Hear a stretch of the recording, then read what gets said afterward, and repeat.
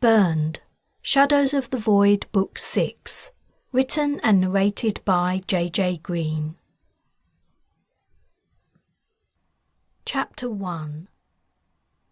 Jas was having a staring competition with the Minister for Global Security. She had locked eyes with the long-haired, kaftan-wearing government official who was tied to a rickety wooden chair. Above them, a single bare light strip illuminated the windowless basement room. Jas wasn't up to speed on the politics and politicians of Earth's global government. Her brief visits to Earth between deep space missions didn't allow for it, but she'd been told the woman's name was Bathsheba Dubois, and that she'd been in office for 3.5 years. 3.5 years was plenty long enough for her to have been killed and replaced by a shadow, a perfect copy of the victim only inhabited by a hostile alien. What Jas had to find out was simple. Was it the real Bathsheba sitting before her, or was it a shadow Bathsheba? If she was the actual minister, Jas and her friends were guilty of the crime of kidnapping. But if it was a shadow, Jas was one step closer to alerting the Transgalactic Council that Earth was gradually being infected and taken over by an alien menace. Bathsheba was the first to crack. She broke her stare and her eyes shifted to the side. Jas gave a slight nod of satisfaction. The minister seemed to be weakening a little, and now she might respond to questioning. As part of her training as a security officer, Jas had learned how to interrogate effectively, but she didn't want to employ the harsher methods she knew. She had a distaste for them, and there was a chance the woman sitting before her was a human being. "How did you know it was me in the car?" Bathsheba asked. Jas straightened up in surprise. After removing her gag, she'd endured longer than an hour of furious threats and demands from the minister. Her question was the first real attempt at communication she'd made. The truth was, Jas hadn't known she was kidnapping a global government minister when she'd attacked her limousine. She'd been trying to kidnap another known shadow. Unsure of the wisdom of giving away that information, Jas replied, "It wasn't easy. You all travel in identical unmarked limousines. Maybe you should think about updating your security policy in that area." Bathsheba shrugged. "A motorcade only draws attention to important officials, and these days, when a targeted airstrike from kilometers away is technically easy to arrange, anonymity is the best defense. It's worked pretty well. Until now." Another shrug. "Security must be constantly revised and updated as threats develop and evolve." She was stating one of the first principles Jas had ever learned. Bathsheba Dubois was no lightweight. She knew her stuff. But her statement wasn't evidence that she was the real Bathsheba.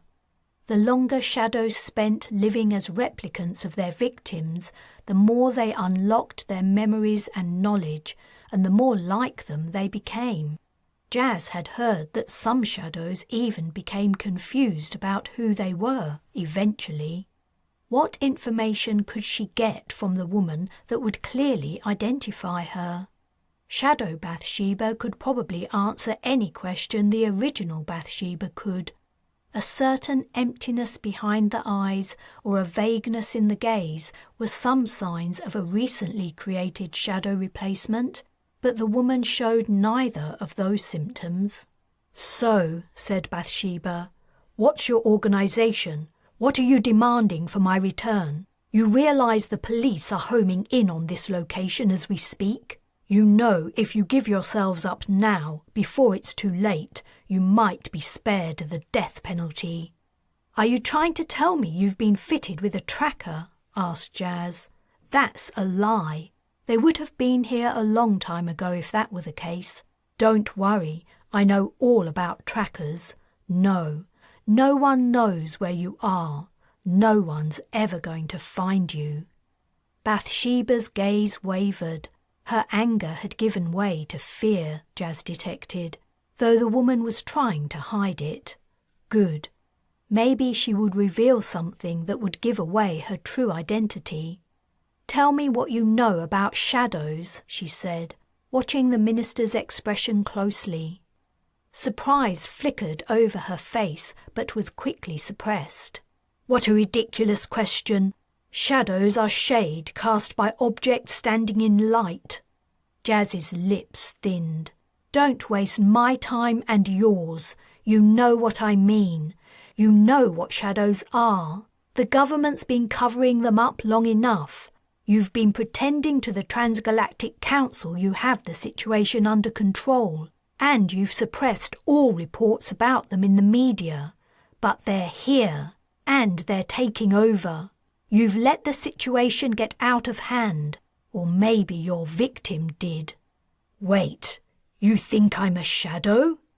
Bathsheba sat upright. "Is that what this is about? That's why you kidnapped me? But that doesn't make any sense. You could have informed the VidNews channels if you really thought that. You could have told the media you've silenced." Bathsheba paused. Her shoulders sagged. It seemed the natural reaction of someone in her position, but it could also be the mimicry of a shadow. "I'm not a shadow," said Bathsheba. "I don't know how to prove it to you, but I'm not. Listen, if you know about them and you're fighting them, we're on the same side. Protecting Earth from shadows is the global government's #1 task. The longer you keep me here, the closer we come to losing that fight. You have to let me go so I can do my job." Jas snorted. "From what I've seen, we stand a better chance without you in power." Her face reddening, the minister replied, "You have no idea what you're talking about. You have no idea the lengths I've gone to in order to fight this menace." Jas stepped closer and bent down so her face was inches from Bathsheba's. "The tests you use aren't working. Shadows are flooding onto the planet. The parents of a very good friend of mine have gone missing, probably taken by shadows. There are shadows in the refugee institutions.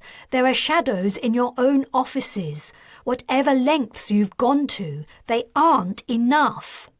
Behind her, the door opened. It was Sayan, looking tired and in pain. Less than a day ago, she'd had an operation to remove a tracking device her parents had placed in her. The wound had to be sore. "You!" gasped Bathsheba, her eyes widening. "Then you aren't a shadow. I thought not when I interviewed you, but when you disappeared—" "No, I'm not," Sayan replied. "Can I talk to you?" she asked Jas, who followed her outside. "Ariel still isn't back," she said, after Jas closed the door. "It's nearly dusk. She should have been here hours ago. Something must have gone wrong. She's been captured or hurt. Maybe she's stuck at the security HQ, Jas, and she can't get out. Maybe she's unconscious and she needs our help. She's covered in invisibility spray. How are we ever going to find her?" Sayan's voice had been rising as she spoke, and her lower lip trembled. "Let's go upstairs." Jas locked the door and helped Sayan mount the steps to the first floor.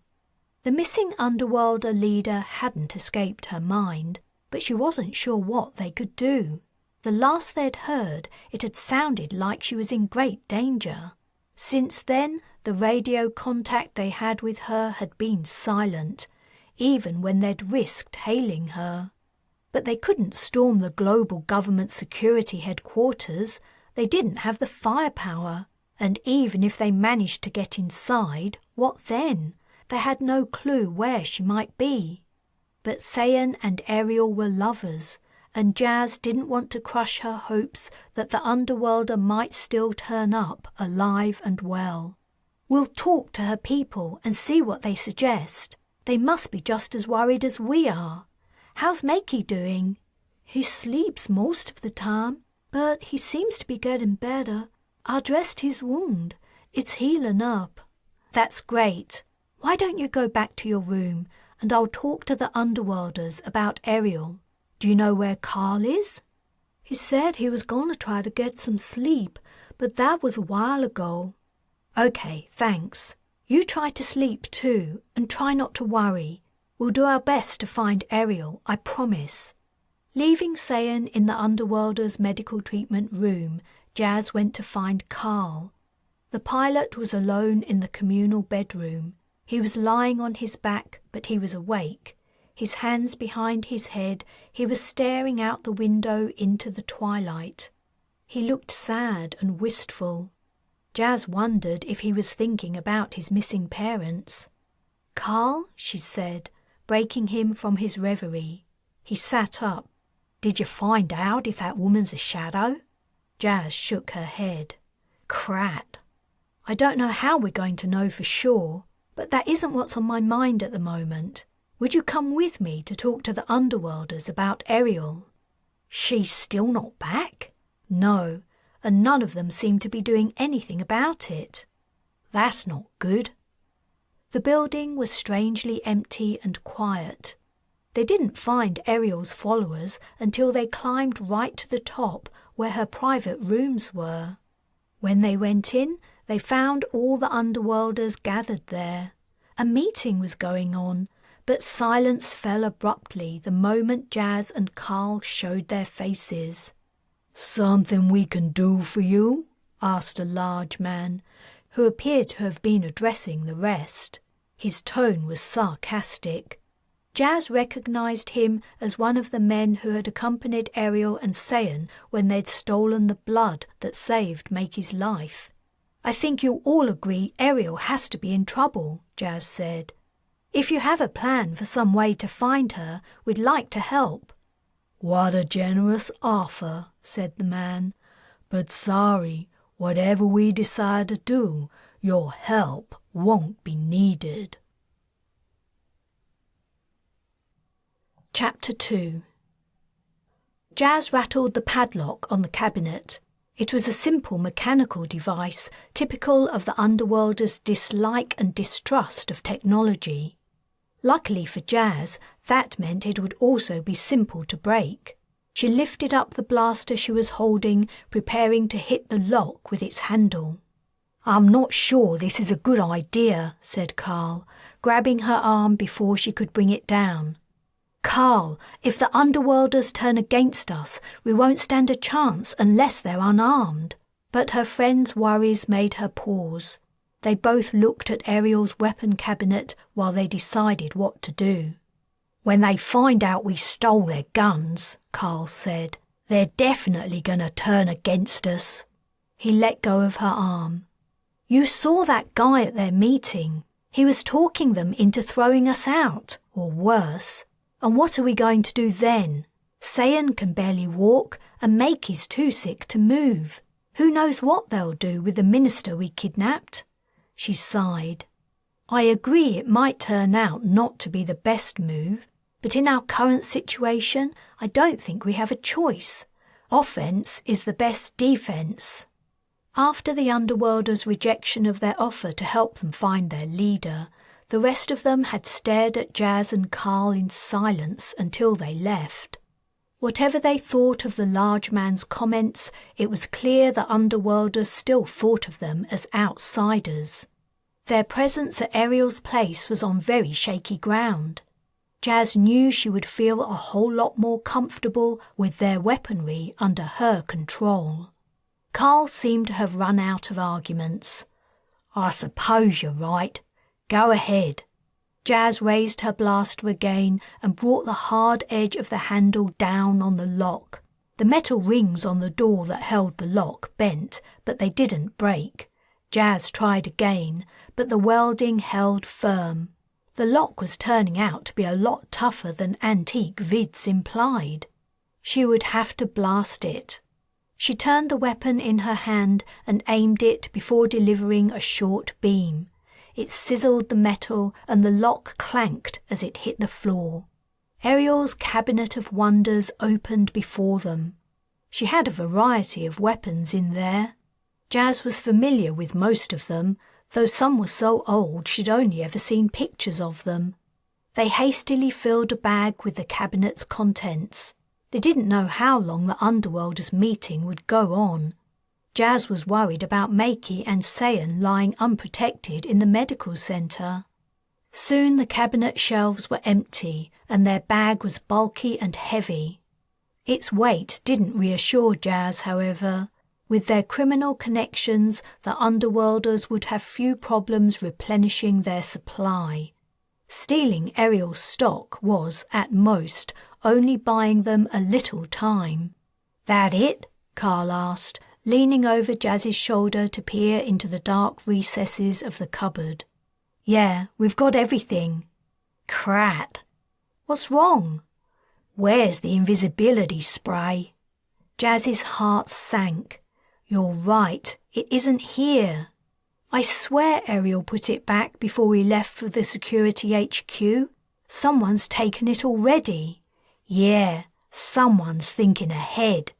Probably that fellow who was running the meeting." "Nothing we can do about it now. We've got everything else. Looks like I was right to be cautious. Let's get downstairs to the medical centre." Both Sayan and Makey were in bed but awake when Jas and Carl appeared with their cache of weaponry. Carl explained what had been said at the Underworlders' meeting, and neither of them was slow to understand the danger they were in. "Jas, did you get anywhere questioning the minister?" Sayan asked. "Well, once she stopped cussing me out and started talking, I don't know. Either she's doing a good job of acting like the real Bathsheba Dubois, or she isn't a shadow." Sayan grimaced. "I really thought she was.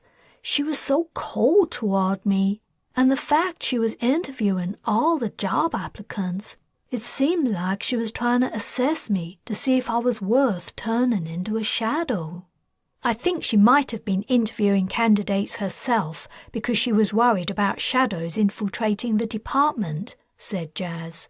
"She was trying to check for them." Sayan shook her head. "Things must have gotten really bad. We've got to do something." "Of course, and we're trying," Jas said. "But it looks like our plan of catching a shadow has failed again. We still don't have anything to convince the Transgalactic Council that Earth's politicians have been lying." The door flew open and banged against the wall. The Underworlder who had been addressing the meeting stood in the doorway, and the space behind him was crowded. "We've come to a decision," said the man. "You can stay one more night, and then you're all to leave first thing in the morning. Ariel's not coming back from the look of it. You guys were only ever here because she wanted it. No one else did. We've lost friends because of you. You're bad luck, and you're trying to drag us into a fight that's none of our business. If it were up to me, you'd be out the door right now. But some people feel sorry for the kid. So we've agreed. You've got one more night. In the morning, you can pack up your stuff and get out." "We can't leave in the morning," exclaimed Sayan. "Makey isn't nearly well enough yet. He almost died. He can't just get up and leave." "Look," said the man, approaching Sayan until he was within a few inches of her. Jas slowly reached inside the bag of weapons, which the man seemed to have mistaken as containing their belongings. "I could have died or gotten arrested stealing blood for that kid," he continued. "And why? He isn't one of us. He's a complete stranger. I only did it because Ariel asked me to. But now she's gone, and we're gonna see a few changes around here." Jas wondered if those changes included him taking over in Ariel's place. He was standing only a short distance from the petite navigator. With her enhancements, she could take care of herself, but Jas didn't want him thinking he could bully them into doing whatever he wanted. "You're crowding my friend," she said. "Leave us alone. We've heard what you have to say, and we'll talk about it." "If it suits us to leave in the morning," We'll go. The underworlder lifted a corner of his mouth. You're going whether you agree to it or not, he said. But he moved back. I'll be back at dawn. Pushing against them with his broad frame, he broke through the other underworlders who were peering in through the door, following the proceedings with great interest. Carl closed the door on their curious faces and leaned his back against it. A tense pause followed. Hey, Jas, give me a hand with this, he said, indicating a tall metal cupboard full of medical equipment. Together they positioned the cupboard in front of the door. It wasn't much of a barricade, but the door didn't have a lock, and it was the best they could do. I'm sure I'll be well enough to move in the morning, Makey said. The kid's appearance belied his words. He was pale, and the bones of his face were clearly outlined beneath his skin. Even if you were, Jas said, which you're not, we aren't going anywhere. We've kidnapped a government minister. The minute anyone in the street sees her, the game's over for us. And where would we go? We don't have any creds to pay for a place to stay. That's not strictly true, Sayan said. Do you remember the first time we tried to kidnap a shadow? Ariel gave us a map showing us a safe, empty house. She said we could stay there a while. I've still got the map. You do? Said Jas. That's great, but I don't think we should move until you're both well enough, and maybe not until we decide what to do with the minister. What are we gonna do with her? Sayan asked. Crat knows. A shout came from upstairs, followed by the rumble of many feet running down toward them. Looks like they found out about their weapons, said Carl. What weapons? Sayan asked. Jas opened the bag she was carrying. Sayan's eyebrows rose and her mouth fell open as she looked inside. Chapter 3. Jas and Carl had their backs to the cupboard they put in front of the door, and their legs were braced against the floor. Incoherent shouting was coming from outside, and the cupboard rattled as the underworlders tried to break through. Jas pushed back as hard as she could, but her feet began to slide across the floor as the door was slowly forced open. "Cradding digi-freaks, give us our weapons back!" shouted a deep voice. "Thieves!" called another. "Ariel should never have let you in. You've been nothing but trouble since you first showed your faces." "Open up!" demanded a third. "Give us what's ours now, or you're gonna regret it." The voices of the angry underworlders resounded through the crack they were forcing wider. As Jas gasped with the effort of trying to hold back the furious men and women, Sayan got out of bed. She winced as she hobbled over. "No," said Jas and Carl at once. But they were no match for the underworlders forcing their way in. Sooner or later they would be pushed aside. Favouring her good leg, Sayan stood between them and lent the strength of her enhanced body to their efforts. The cupboard slowly moved back and the door closed, shutting out the yells and shouts. As the door shut, Jas reached down into the bag of weapons she'd dropped when she'd rushed to stop the underworlders from getting in. She pulled out a blaster and went to stand grimly at the edge of the cupboard next to the wall. Just let them try. She didn't have to wait long. The underworlders must have gotten something they could use as a battering ram. A heavy weight struck the door, and the cupboard, Carl and Sayan were thrown forward. A gap appeared, filled with triumphant underworlders. Their expressions quickly changed when Jas shoved a blaster in their faces. "If you don't leave us alone," she said, "I'm going to barbecue the first head I see."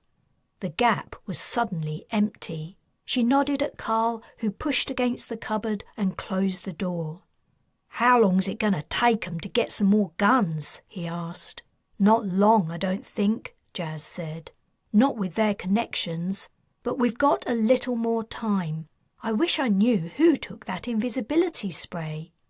My bet's on our grumpy friend, Carl said. I think you're probably right. It looks like he was one of Ariel's right-hand men. I doubt she told many people about that spray. He's probably been manoeuvring for a takeover for a while, Sayan said. I'd love it if Ariel came back and put him in his place. We'd all love it if Ariel came back, Jas said. And let's hope she does. But for now, we've only got ourselves and a little time until the Underworlders gather enough firepower to force us out. We should take turns keeping watch tonight. I'll go first. You all try to get some sleep. We might have to leave tomorrow, whether we're ready or not. No, Jas, Carl said.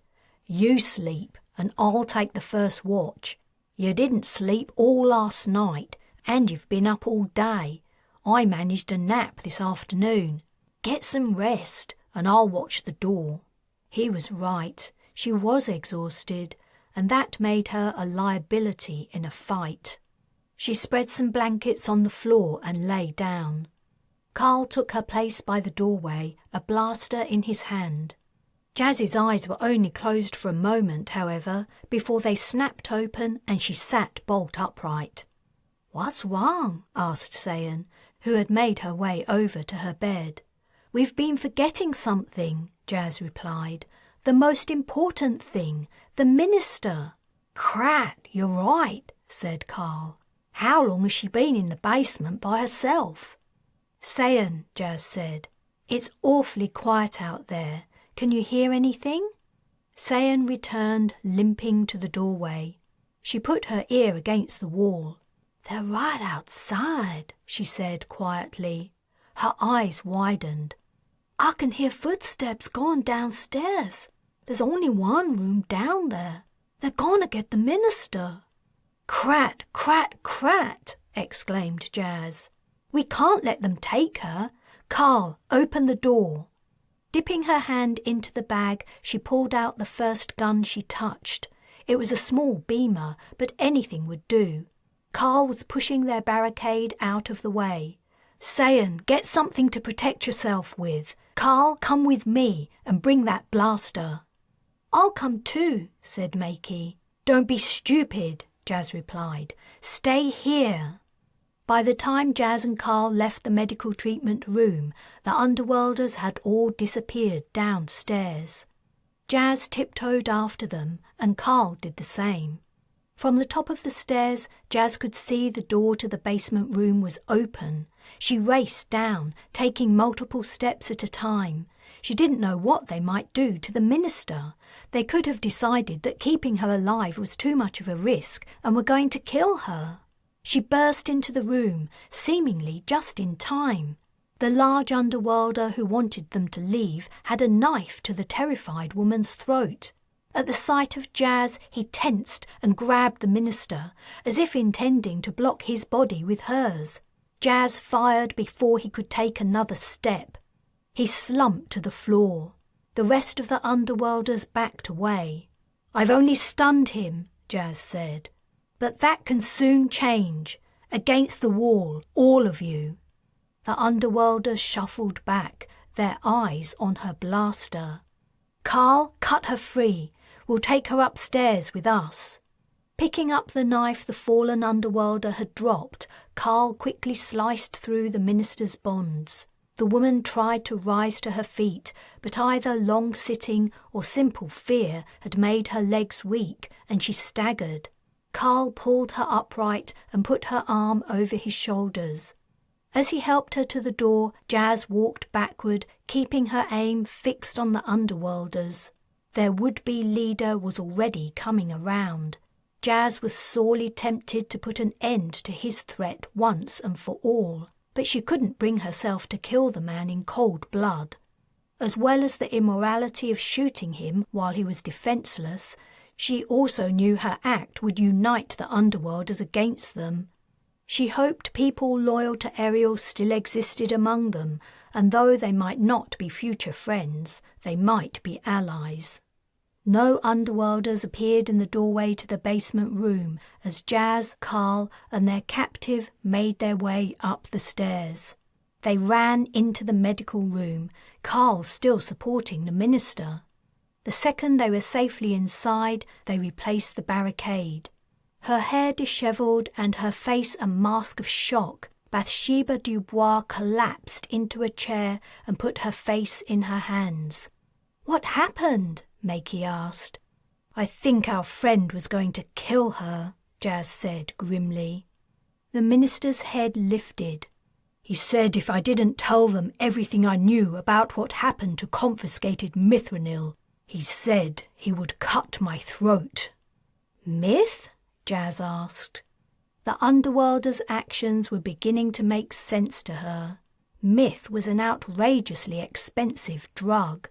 The man had to be an addict. If he were to take over as underworlder leader in the neighbourhood, he would have the connections and resources to fund his habit. That was why he was in such a hurry to take Ariel's place. Chapter 4. It was a long night. Jas had insisted that Sayan rest and not keep watch. She slept head to toe with Makey in his bed. The minister took the other bed, but slept fitfully. When she did sleep, she snored and kept everyone awake. Carl made Jas sleep again while he took the first watch. She curled up on the blankets on the floor. The underworlder's house was quiet. They seemed to have given up on dealing with them for the moment. He wondered if they were waiting on something, a new supply of weapons to arrive, for instance, or if they were arguing among themselves about what to do next. There had only been a few supporters down in the basement with their wannabe leader.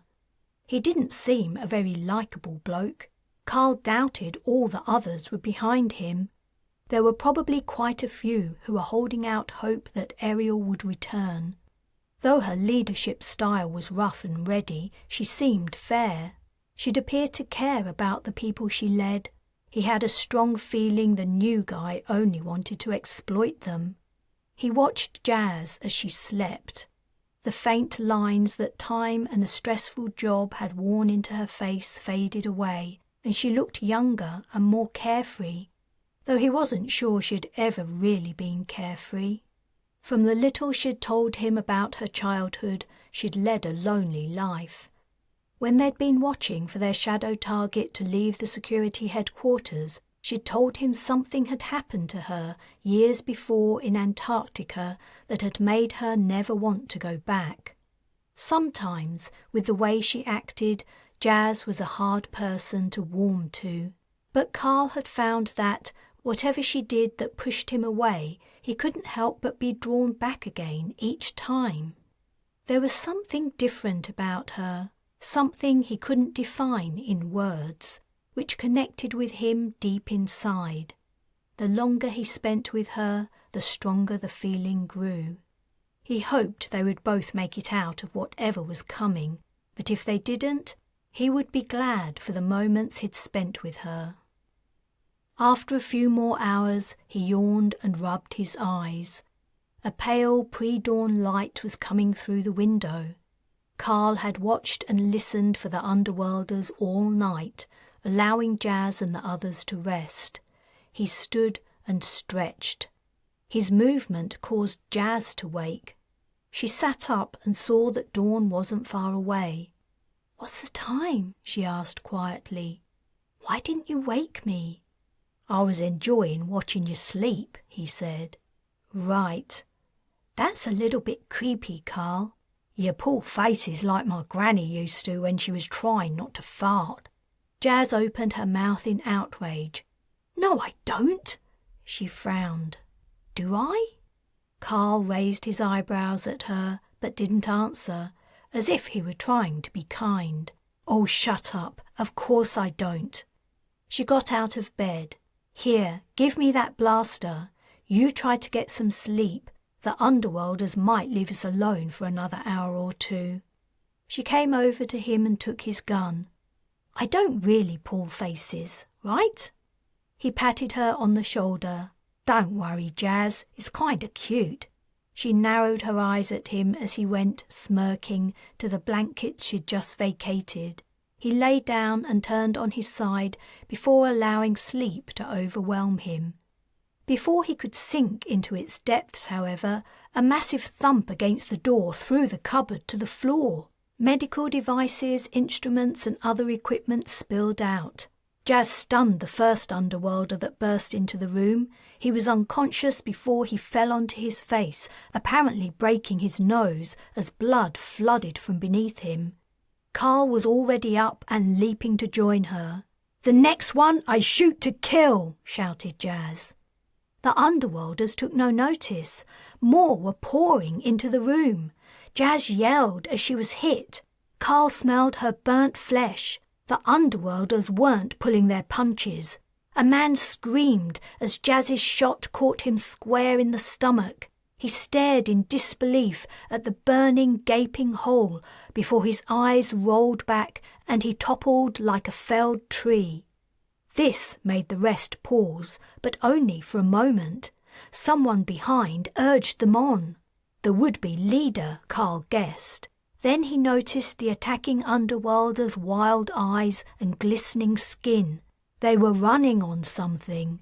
Their instigator had given them a drug to erode their judgment and get them to take part in this suicide mission. As these thoughts sped through his mind, Carl was firing at the encroaching underworlders. He severed a man's leg at the knee. The sight of this caused another to turn and flee, despite the workings of the drug in his system. His action caused a body jam in the narrow doorway. The sound of screaming came from behind Carl. It sounded like the minister. Jas's face was twisted with pain from the wound on her shoulder, but she fired off another shot, hitting a barrel-chested man who was managing to force his way through the struggling bodies. She got him in the neck and must have hit an artery because blood spurted out, pulsing with the man's heartbeats. He didn't seem to even notice. He continued to shove and shoulder the others aside until finally he was free and he took an exultant step into the room. He lifted a weapon, new supplies had obviously arrived, and aimed at Carl. In response, Carl squeezed his trigger, but he needn't have bothered. Before he could fire a shot, Jas scored a hit and the man fell upon the other she'd stunned. That one was now beginning to rise, but the weight of the falling, dying man smashed him to the floor and pinned him down. Outside, a shout cut through the yells and cries of the attacking underworlders. They paused and the noise quietened. "I said, what the crat's going on?" Carl peered out into the hallway. There was no sign of the would-be leader, but the owner of the powerful voice stepped into view. He was tall, well over 2 meters, but he wasn't lanky like Carl. His height was matched in proportion by his girth, though he didn't seem to have an ounce of fat on him. The man's appearance was striking, and Carl took note of his colouring. His skin was deep olive, and his thick, wavy hair was reddish-brown, a colour that matched his eyes. The man was a Martian, like Jas. In 2 strides of his well-muscled legs, he was in the room.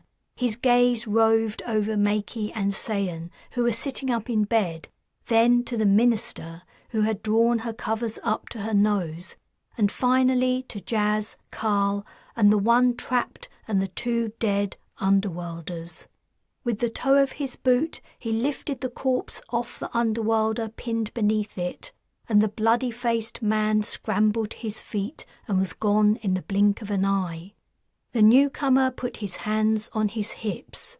"Who the crat are you?" Chapter 5. Everyone in the room froze for a moment as they took in this new turn of events. Carl was first to break the ice. He stepped forward and held out his hand. "Carling Yari."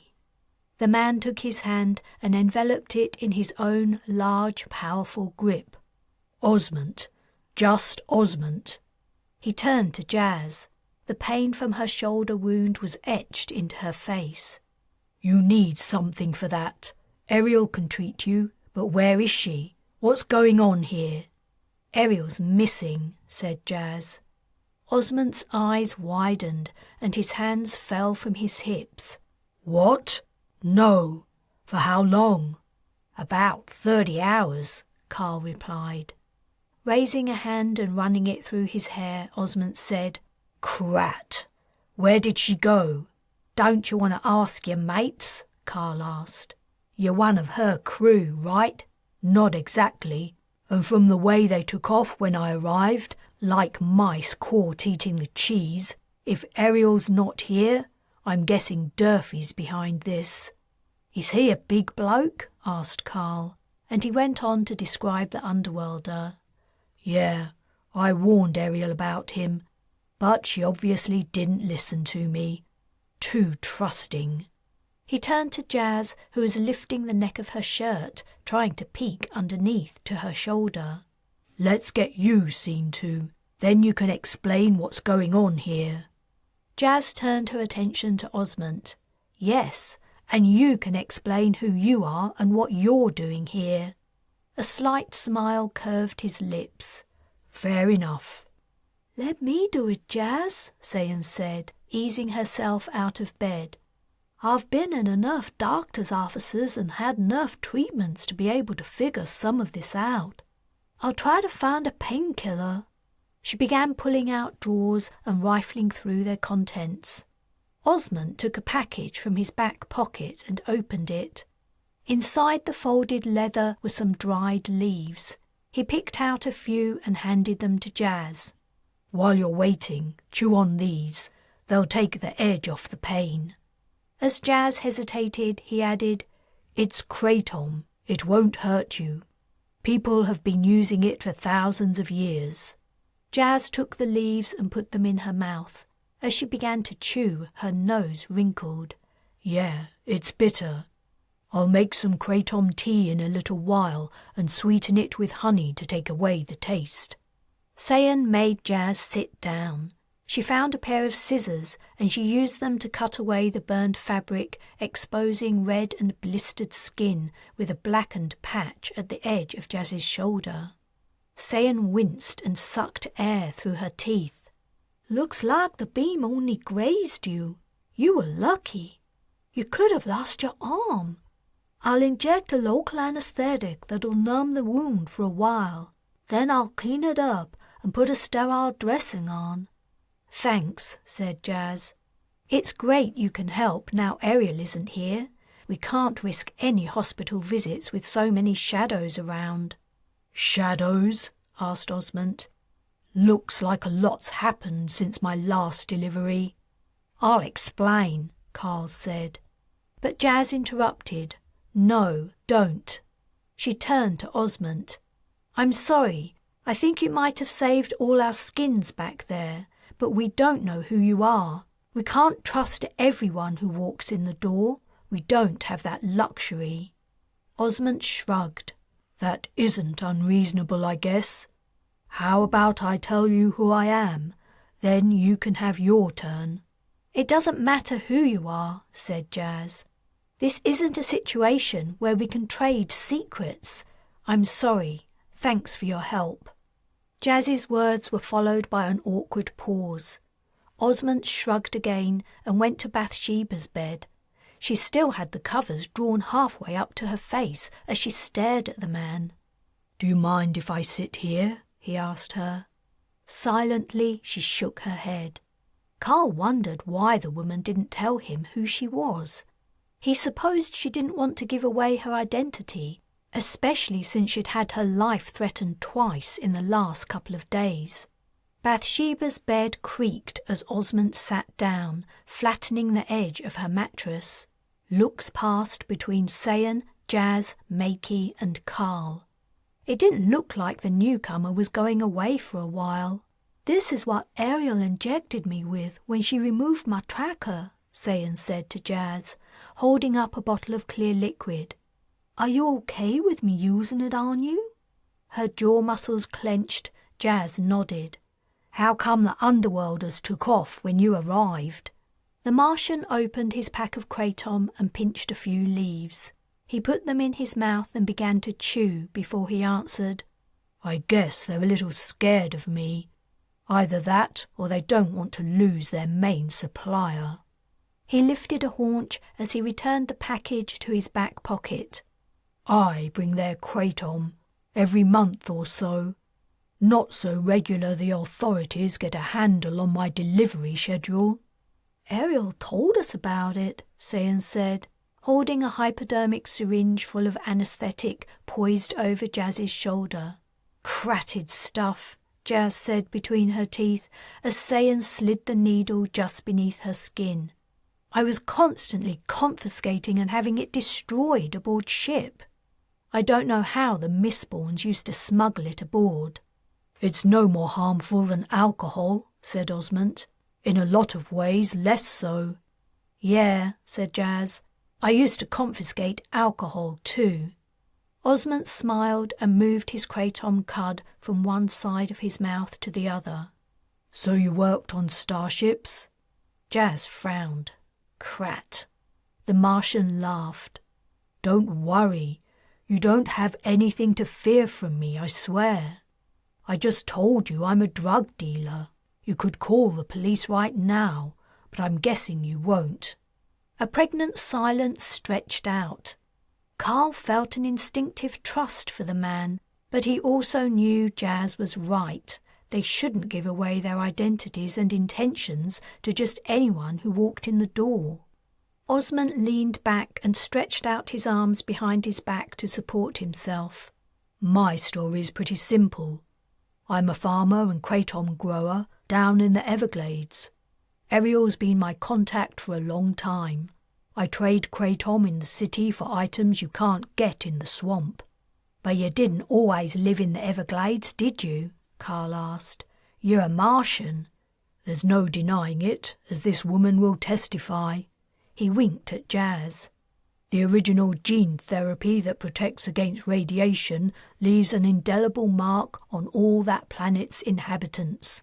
But that was a long time ago. I've lived on Earth more than 20 years. I'd like to go back to Mars someday, visit my folks, my old home. I'll have to wait until the government allows felons to space travel." Intent as they were on Osmond's life story, no one noticed the approaching footsteps.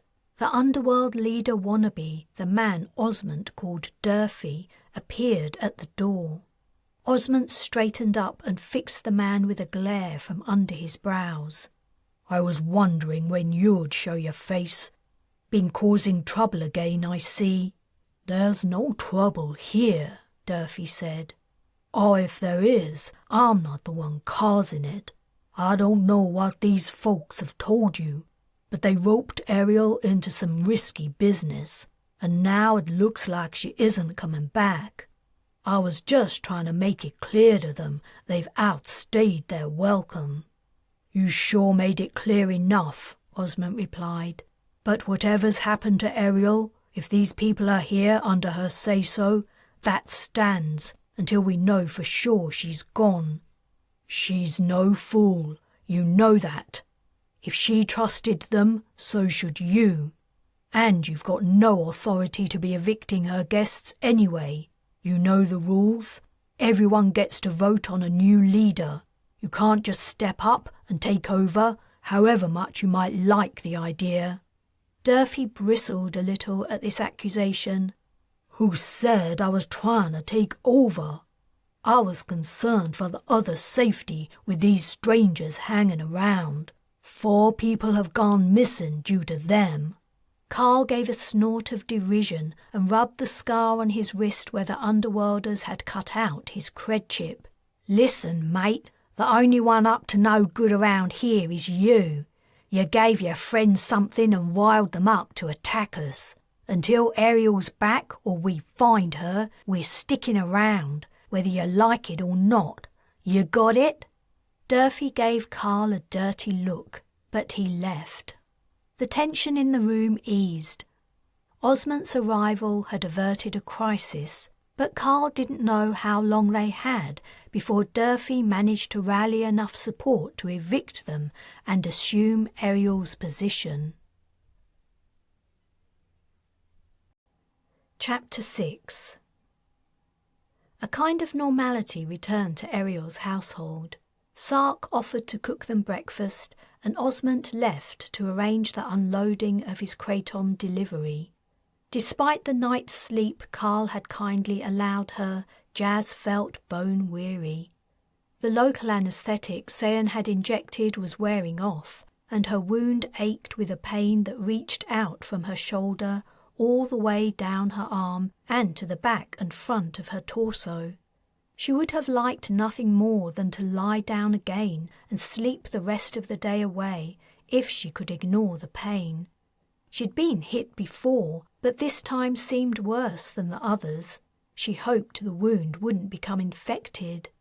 Makey was still far from recovered, and Sayan was hobbling around with her sore butt. Carl was the only one left whole and healthy out of the 4 of them. Jas didn't have the luxury of slowing down or taking it easy. They seemed no farther forward with their plan of capturing a shadow to take to the Transgalactic Council. Bathsheba Dubois had finally relaxed enough to let go of her covers. She was resting her arms on them. As she caught Jas looking at her, she said, "What are you going to do with me? Are you going to let me go now? If you take me to the city and drop me somewhere, I'll walk away. I won't tell anyone about you or about this place, I promise." Jas shook her head. "You know we can't trust you, and anyway, kidnapping you is the least of our worries. We're trying to do something more important than you or me. We're trying to save the Earth from invasion." Yes, I know. The shadows. But the government nearly has the situation under control. There's no need for you to do anything. In another few months, we'll have rooted out the last of them and— "No, you won't!" exclaimed Jas. "You don't have any idea how bad the situation is. We have to do something, now. I don't care about quarantine and trade embargoes. That's all about money. I'm talking about lives. Human beings who are right now being murdered and replaced by aliens. If you ministers won't put a stop to it, we will." All right, Bathsheba said, raising her hands. "I hear what you're saying, and you've convinced me. If you set me free, I promise I'll take your message back to the global government. I'll insist they hold an inquiry about the true state of affairs regarding the shadow invasion of Earth." For a moment, Jas almost couldn't believe her ears. An inquiry. She couldn't believe that someone who was responsible for the safety of every human being on the planet could be so out of touch and so blind to the reality of what was happening. Jas did the only thing she could in response to the minister's ridiculous words. She laughed, loudly, uproariously. She laughed until her stomach ached. When she could laugh no more, she wiped her eyes. Bathsheba was looking at her and the others who had heard the conversation and had the same reaction as Jas, as if they were mad. Then she began to sob.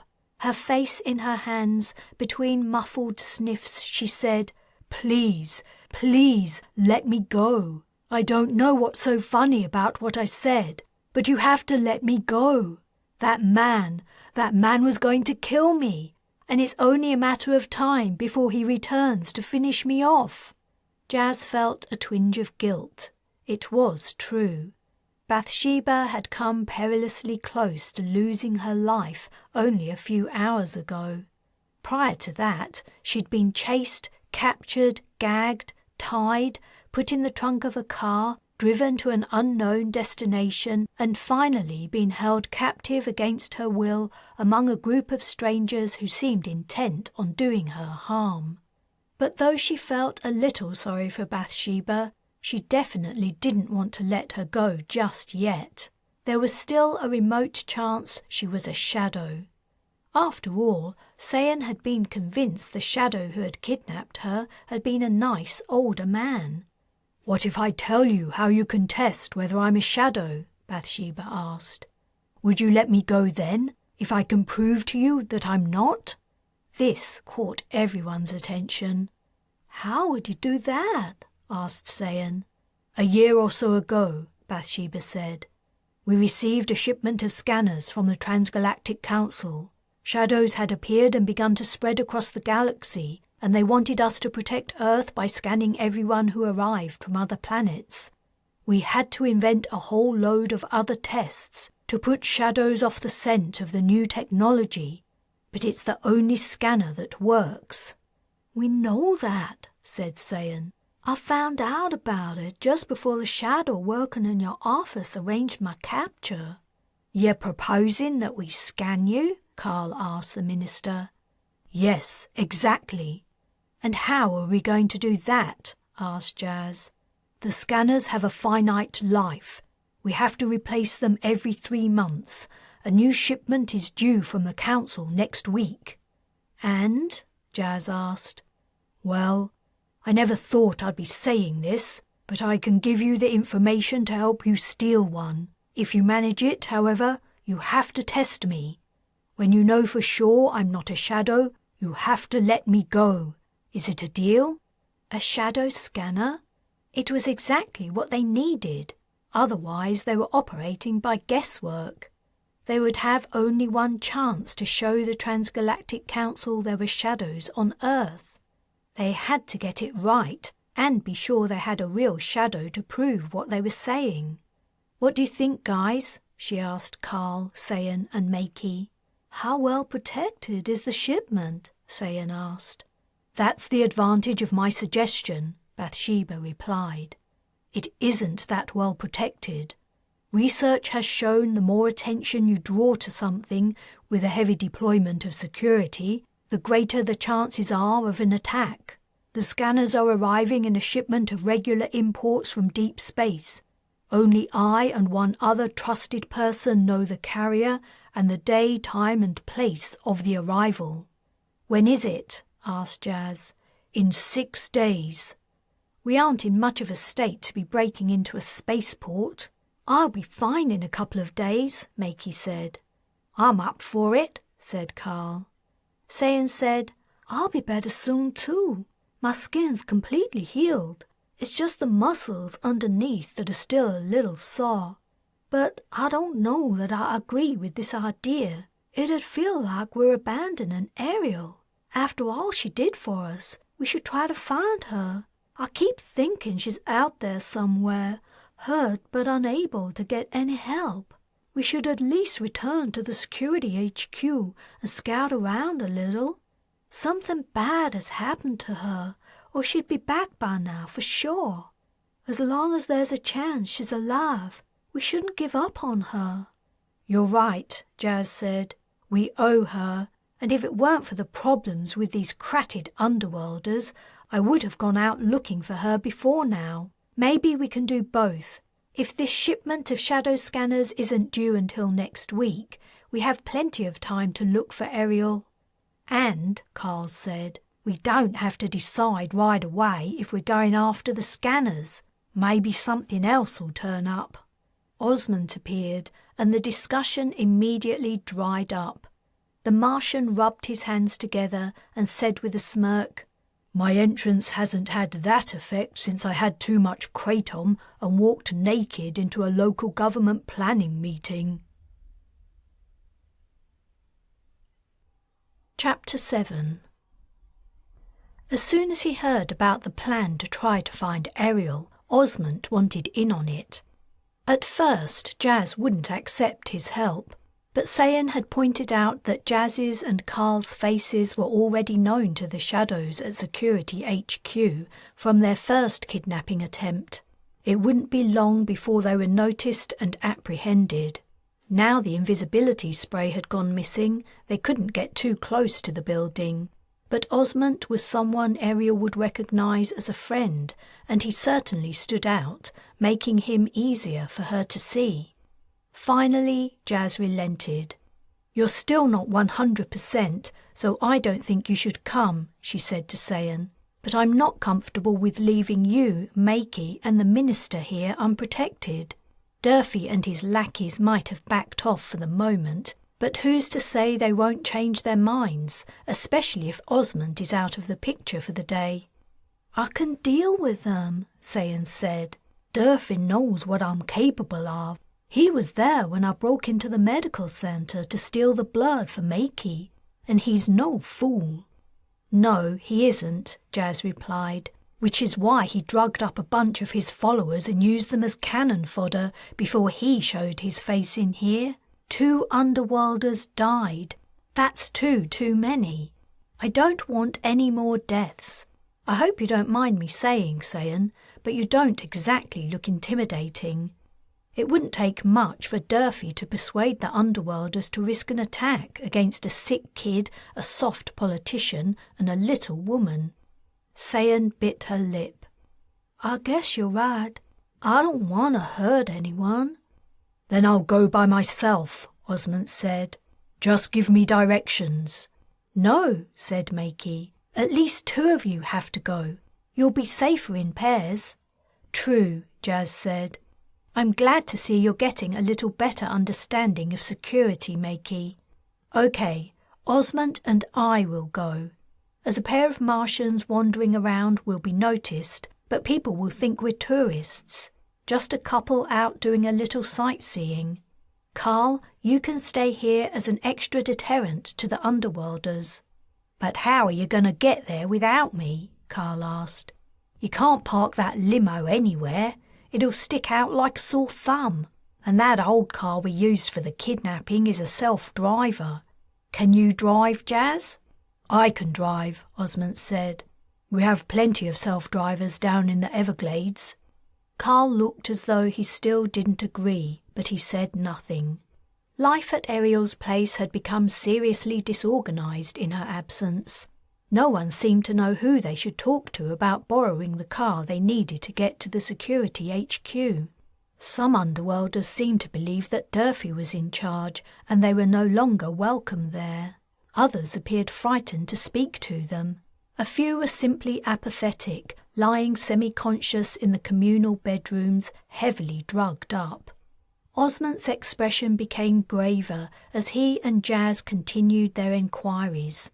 The sooner we find Ariel and bring her back here, the better, he said, after they had interrupted 2 men paying what seemed to be too much unwanted attention to a young woman. Back home, there's plenty to do on the farm. It keeps people focused. Living in the city seems to bring out the worst in people. They need someone strong, with a clear purpose, someone who leads by example. Ariel's is one of the best underworld neighbourhoods. I hate to think what's going to happen if she's gone. Finally, they happened upon Sark in the kitchen. Of all the house's inhabitants, she appeared to be the only one who had continued as normal, faithfully cooking 3 meals a day for the entire household. They found her instructing 3 small boys on how to peel potatoes. She was leaning over them as they gazed in dismay at the large pile at their feet. When Jas and Osmond appeared, she straightened up and her usually sharp face broke into a smile. Good to see you again, Osmond. Thanks for bringing our supplies. I've been a little busy with my apprentices, or I would have come and found you. It's good to see you too, Sark. I hope you haven't been too disturbed by the commotion going on around here. She waved dismissively. Oh, I don't ever get caught up in all that nonsense. People come, people go. Sometimes they fight a little. No one bothers Sark if they want their supper. I'm glad to hear it, Osmond said. And a delicious supper it is too, every time.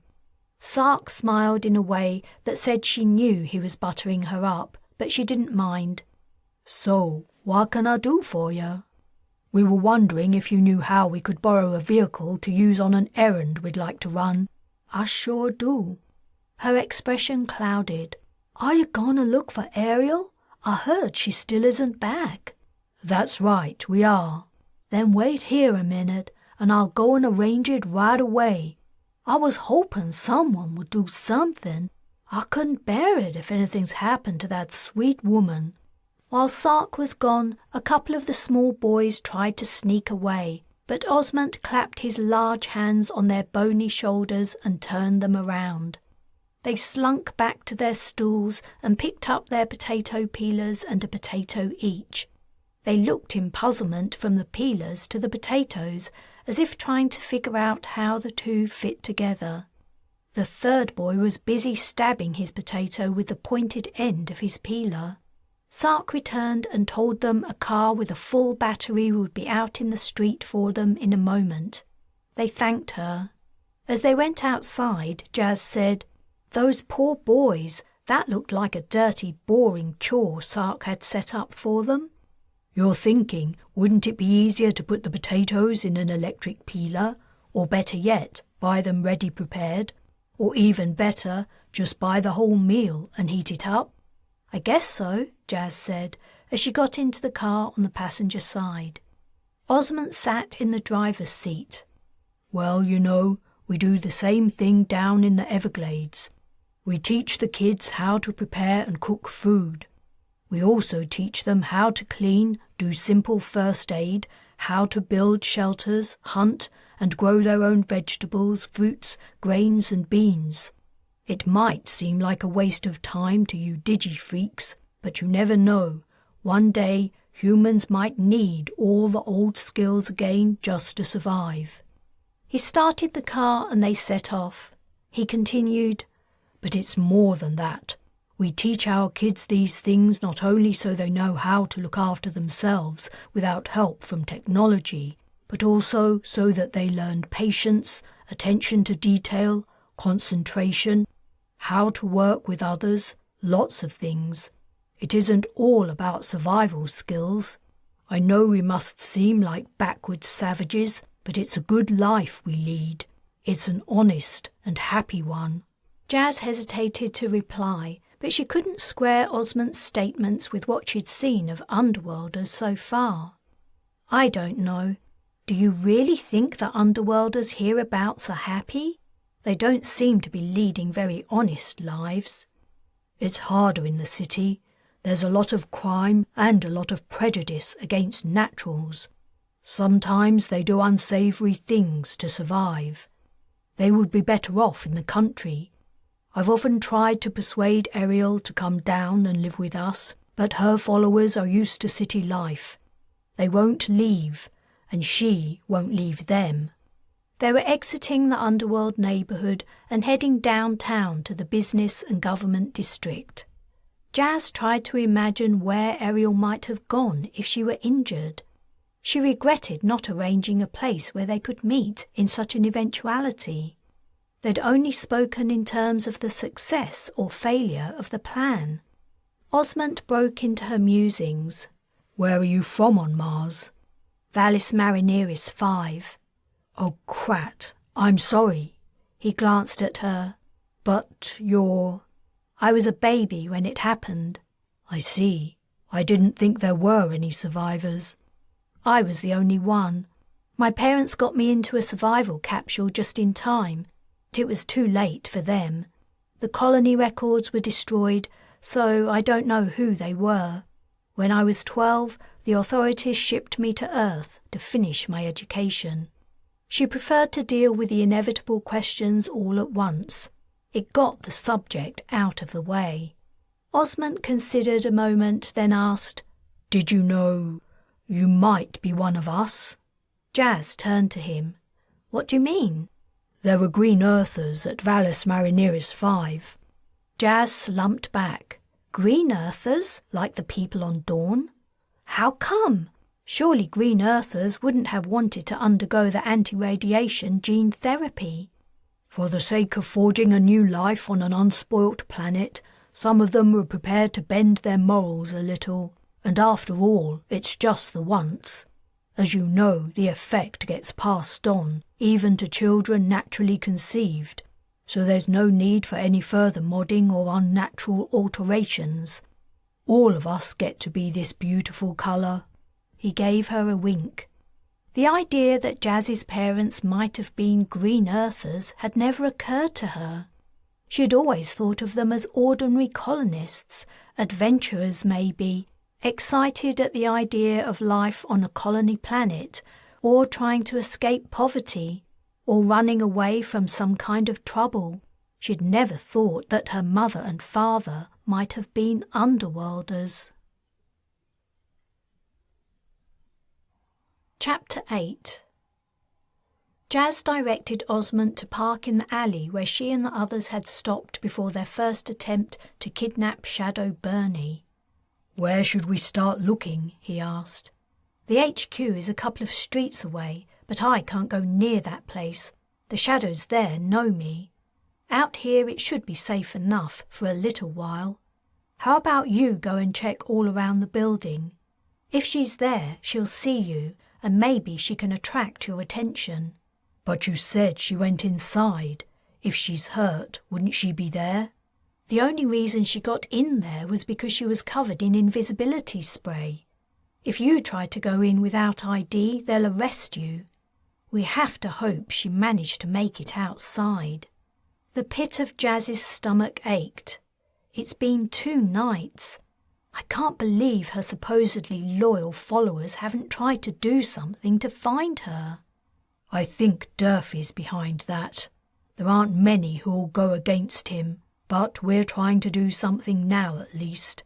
Tell me where to go." Jas explained how to get to the security HQ. When Osmond left, she got out of the car and walked up and down the alley. She had a crazy hope that Ariel might have made her way here and was waiting for someone to come. But of course Ariel hadn't known they'd stopped in that spot.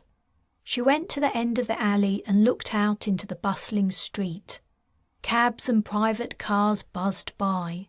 Occasionally, a single-seater, low-slung autobike flashed through the traffic, most likely speeding, but few paid attention to speed limits. Computer-controlled cars meant that serious accidents were a thing of the past. Jas mused that Carl would probably love to ride an autobike. There were few pedestrians. In the business district, people went from their cars into the offices and back again. There was little reason to wander the streets. If Ariel was somewhere nearby, that fact would work in her favour. Few pedestrians meant few people likely to stumble across an invisible, injured woman. Of course, the most likely reason for Ariel's absence was that she'd been killed or captured by shadows. Jas hoped if that was the case, it was the former rather than the latter. She didn't want to face the problem of a shadow Ariel turning up. Standing in the street without any obvious purpose, Jas was attracting stares, so she returned to the car. After another 25 minutes, Osmond also came back. He had found no sign of the missing underworld leader. "The place is crawling with security agents, on foot and driving," he said. "People in suits and uniformed guards are patrolling the area. I had a look around, but there was no sign of any blood or anything that might lead us to Ariel. I hung about as long as I could. If Ariel was conscious, she would have seen me. I listened out in case she called me, but I didn't hear anything. Crat. I guess it was too much to hope for. Let's walk the route she would have taken if she were trying to get home. Maybe we'll find her on the way." They set off. Jas put her arm through Osmond's, but grimaced and went to his other side. Her shoulder wound was still painful. She linked arms with him again, so they looked like a couple out for a stroll. The man's arm was firmly muscled. Jas imagined he must have a lot of physical labour in his work growing kratom. As they walked, they stopped at any likely spot where Ariel might be, in alleys, behind dumpsters, in disused doorways. They softly called her name and surreptitiously ran their feet along the ground, hoping to meet an invisible instruction. "You know," Osmond said, "we could always break into the headquarters. If they caught her, they might still be holding her there." "I'd like to think so," Jas replied. But I doubt it. When they captured Sayan, they took her away to a trap immediately. A trap? Jas had forgotten Osmond still didn't know about the shadows or the reason why Ariel had gone with them to capture someone from the security HQ. She sighed. Okay, I'll explain. But please, you can't tell anyone. The reason why will become clear. If it might help Ariel, I can keep a secret. I'm sorry, but honestly, I think Ariel's beyond our help. Do you still promise to keep this to yourself? I do. Jas looked into the man's reddish-brown eyes. As had lately become her habit, she searched for signs he might be a shadow. She saw none, and she had no bad feelings about him, but that didn't stop her from worrying she might be mistaken. She wondered if she would ever lose that feeling about every new person she met. She sighed again. Let's go back to the car and drive through the area we've covered. Then we can park again and explore farther from there. When we've checked everywhere Ariel might be, I'll explain. I don't want to delay our search for her. We've delayed long enough. They looked for the missing woman for the next few hours, but Ariel was nowhere to be found. After they'd covered all the ground they could, they parked. Jas explained to Osmond about the shadows and briefly went over what had happened since they'd first encountered them on K67092D. So there's really no way to tell these shadows apart from their victims? Osmond asked when she'd finished. It depends. If you see one soon after they've made the switch, there's something odd about them. They look kind of empty, like there's nothing behind their eyes. And they lose concentration easily. We think they communicate telepathically and that sometimes they're having a conversation in their heads. But after a while, when they're used to their new bodies, no, you can't really tell. Not until one of them attacks you, of course. And the funny thing is, the closer you are, or the more friendly you feel toward one of them, the harder it is to notice they aren't who you think they are. She swallowed. I was affectionate with a man on Dawn, and I didn't realize he'd been swapped with a shadow. I just thought he was upset at me about something. He nearly got me into one of their traps. I ended up having to kill him. His shadow, you mean? Yes, his shadow, of course. Osmond was quiet. He looked out the car window. They'd stopped at the edge of the underworlder territory, and they were surrounded by dilapidated, abandoned, derelict buildings. If those Mistborns have captured Ariel, he said quietly, we have to get her back. I want to too, but she probably isn't at the headquarters anymore. Anyway, I wouldn't even know how to get inside. I know you said we could break in, but that's the global government security building, for Krat's sake. It isn't like you can pop a lock on a window and sneak inside. No, when I said break in, Osmond said, I didn't mean like a burglar. I meant break in. He started the car. I'll show you what I mean. He drove the short distance back to Ariel's place, but he passed by the final turn and instead entered the next road, which was wider. A huge truck was parked at the other end of Ariel's alley. That's yours? Jas asked. How else do you think I make my deliveries? That's a monster. He smiled. Wait till you see inside. They got out of their vehicle and went to the truck's cab. Osmond unlocked it and Jas climbed in. The interior had a sweet, slightly rotten odour, which she assumed was the smell of kratom. The wide seats were covered in a cracked, very soft material that also exuded an unusual smell. It took her a moment to realise what the material was. This is leather, isn't it? She asked. Yeah, the truck's pretty old, but she's a good one, and we've made some modifications. Osmond looked up the street and checked the surround view screens on the dashboard. The road was empty. He turned and opened an almost invisible square door behind the seats. Jas saw a sloping tunnel with indentations for hands and feet leading up into darkness. "We created a false roof. Up there's a toy to keep the shadows busy while we find Ariel." "I admit I'm impressed, but why would you need heavy weaponry? That seems a little excessive, even for a kratom grower." "When you live on the fringes of modern society, Jas, you need all the protection you can get." "Okay, Osmond, but I don't see how a mortar or whatever it is that's up there will get us inside the HQ. It'll take a lot to get through their defences." "Okay, check this out." He thumbed a button and the cab juddered as a metal wall rose to cover the windscreen. As darkness fell inside, the dashboard lit up with an electronic display that included a screen showing images from cameras on the outside. "That's reinforced laser-proof steel. With that in front and the power of this truck's engines, we could punch right through a solid wall." Chapter 9. When Jas and Osmond returned to Ariel's place, all hell had broken loose. Durfee had persuaded the other underworlders to launch another attack. This time, Jas got to see him at work from another perspective. He was standing on the stairs, watching as the drugged-up men and women tried to force their way into the medical centre. They'd arrived not a moment too soon, for the resistance inside the room had clearly collapsed and the underworlders were streaming in.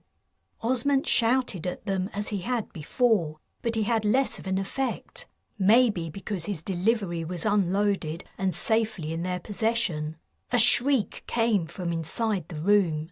There was only one way to stop them, Jas realised. Instead of targeting the underworlders, she ran straight to Durfee. His gloating expression vanished when he saw her. He fumbled for something inside his jacket, but Jas had a weapon pressed against his temple before he could reach it. "Call them off," she barked. "Now, or so help me I'll—" Okay, Durfee muttered. Jas stuck a hand into his jacket and pulled out a blaster, which she tossed to Osmond. She forced Durfee down the stairs and into the medical centre. The room was in chaos. Several bodies lay on the floor. 3 underworlders were grappling with Sayan, and another was in a fistfight with Carl, who was trying to protect Makey. The remaining underworlders were dragging the minister from her bed. She was clinging to the headboard with her fingertips, but as Jas went in, they ripped her away and lifted her onto their shoulders. The minister shrieked for a second time. Osmond followed them in and set upon the underworlders who were fighting with Sayan. "Stop them now!" Jas shouted at Durfee. "Okay, everyone, that's enough," he said, half-heartedly. Jas ground the point of her weapon into his skull. "That's enough," he repeated louder. When the underworlders didn't respond, he said, "A new run for everyone who stops now." The message got through, and the aggressors stopped fighting. The ones holding the minister dropped her onto the bed. Sayan took a moment too long to understand what was happening, and she thrust her elbow into the side of a man's head, sending him spinning to the floor. As she did so, she became aware the fight was over. "Oops, sorry." "What about her?" asked an underworlder, indicating the minister. "You said she could get us some myth." "Looks like I was wrong," Durfee replied. "You're only saying that 'cause she'll kill you if you don't," said the underworlder, looking at Jas, who was maintaining her position with her gun pressed against Durfee's head. "Come on, guys," said Osmond, his hands on his hips. "Take a look at yourselves. What are you doing? These people are Ariel's guests. What kind of hospitality is this? Is this what underworlders stand for? Fighting women half your size?" He eyed Sayan, who was surrounded by 3 unconscious men. "Dragging old ladies from their beds? The minister's eyes flashed, but she said nothing. "Is this what Ariel taught you? Is this how she'd like you to behave?" "They're digi-freaks. They don't deserve our respect," said an underworlder. Osmond sighed and shook his head. "This is what comes of living out of touch with nature. All living things deserve your respect, especially other human beings. Sometimes we have to lie, steal and cheat. Sometimes we even have to kill. But we don't do it unless we have to. And we certainly don't do it for the sake of a run. What's wrong with you people? What nonsense has this man been whispering in your ears?" "Oh, quit with the lecture," said another underworlder. "You come up from the country thinking you can tell us what to do and how to live our lives? You don't live on the street. You don't know anything." "Hey," Jas said, "I'm sick and tired of living here anyway. You don't want us here, so we'll leave. Just let us go in peace, okay? We'll be out of your way by this evening." "You sure, Jas?" Carl asked. "Yes. Are you well enough to move, Makey?" "Yes, I am. I've been up and walking around today." "Great." "You're right," said Sayan. "It's time for us to go. But in case you were wondering, she comes with us." She pointed at Bathsheba. "No," Durfee said. "I'm not agreeing to that. She stays." "Yeah, she can tell us where the myth is," said an underworlder. "No, I can't," Bathsheba said shrilly. "I have no idea where it's kept. I can't help you with that. But when the police catch you, I do have the authority to uphold the death penalty if I feel you have threatened global security, which you can be assured I do." "If the police catch us," said the underworlder. "Not seen a cop around here in the last 5 years. Anyone else?" Another underworlder puffed air between relaxed lips. "I don't know. Probably not worth the risk. I heard that myth isn't all it's hyped up to be anyway." "Look," said Osmond, "you let them walk out of here free, all of them, and I promise I won't hold a grudge. Delivery as normal next month. You don't want to lose your kratom, do you? Or the food I bring? Come on, guys, see sense." "Okay, let them go," said the second underworlder who had spoken. The first began to protest, but the others drowned her out with calls of agreement. Durfee was scowling.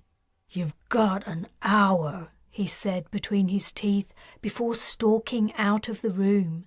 The rest of the underworlders left with him, except the ones who are unconscious or dead. "We're going to Ariel's safe house?" Sayan asked Jas. "It seems for the best, don't you think? Do you still have the map?" "I do. I take it you didn't find Ariel?" "No, we didn't. I'm sorry." Sayan looked down. "I guess it's better than finding her body." Jas put a hand on her shoulder. "There's still hope. Osmond here has an idea for storming the security HQ and rescuing her, if she's there." "Storming that building?" Sayan snorted and shook her head. "No chance."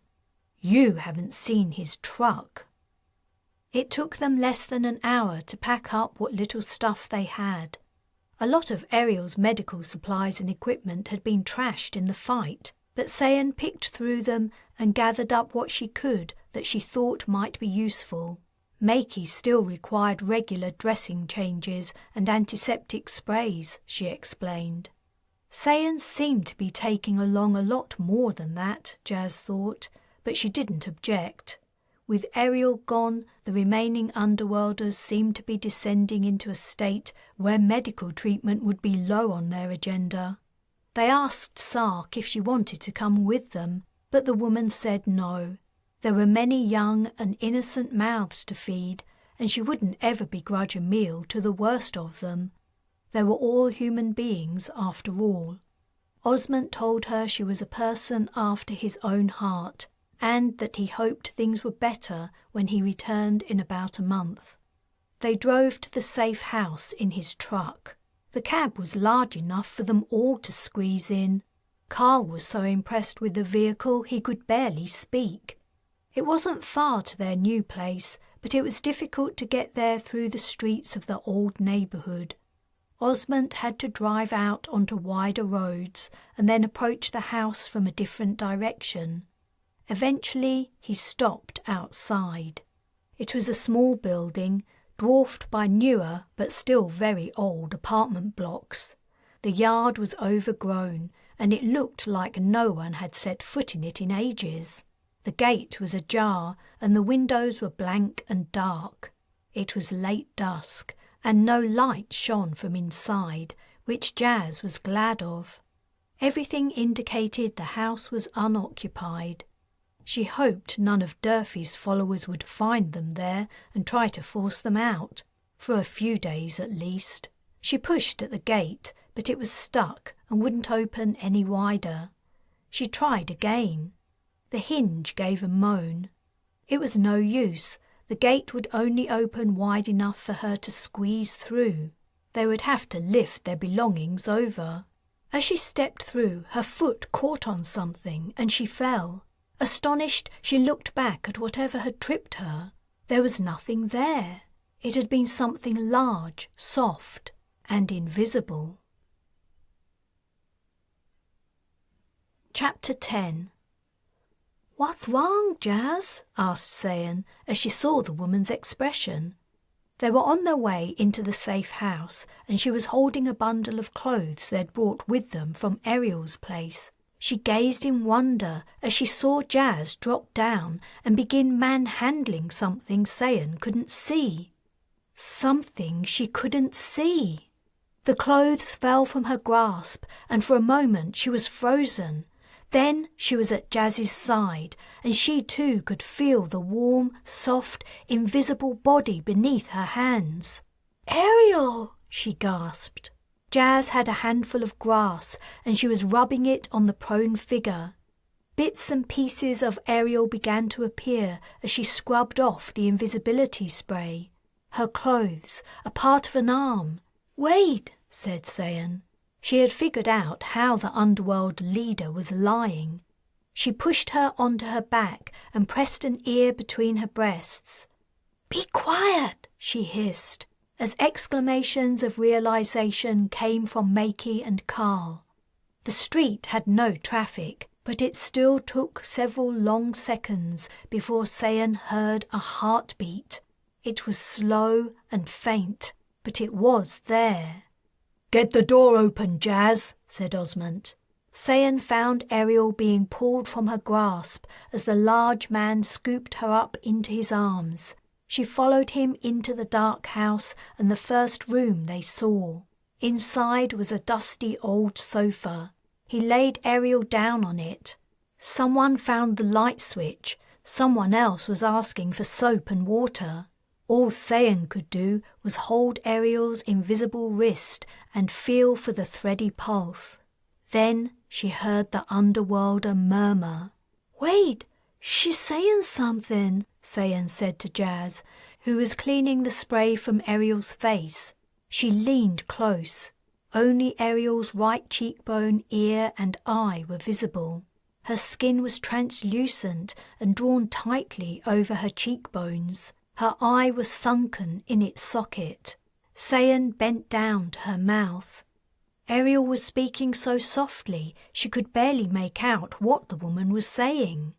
07347 "Can you understand?" Jas asked. Sayan nodded.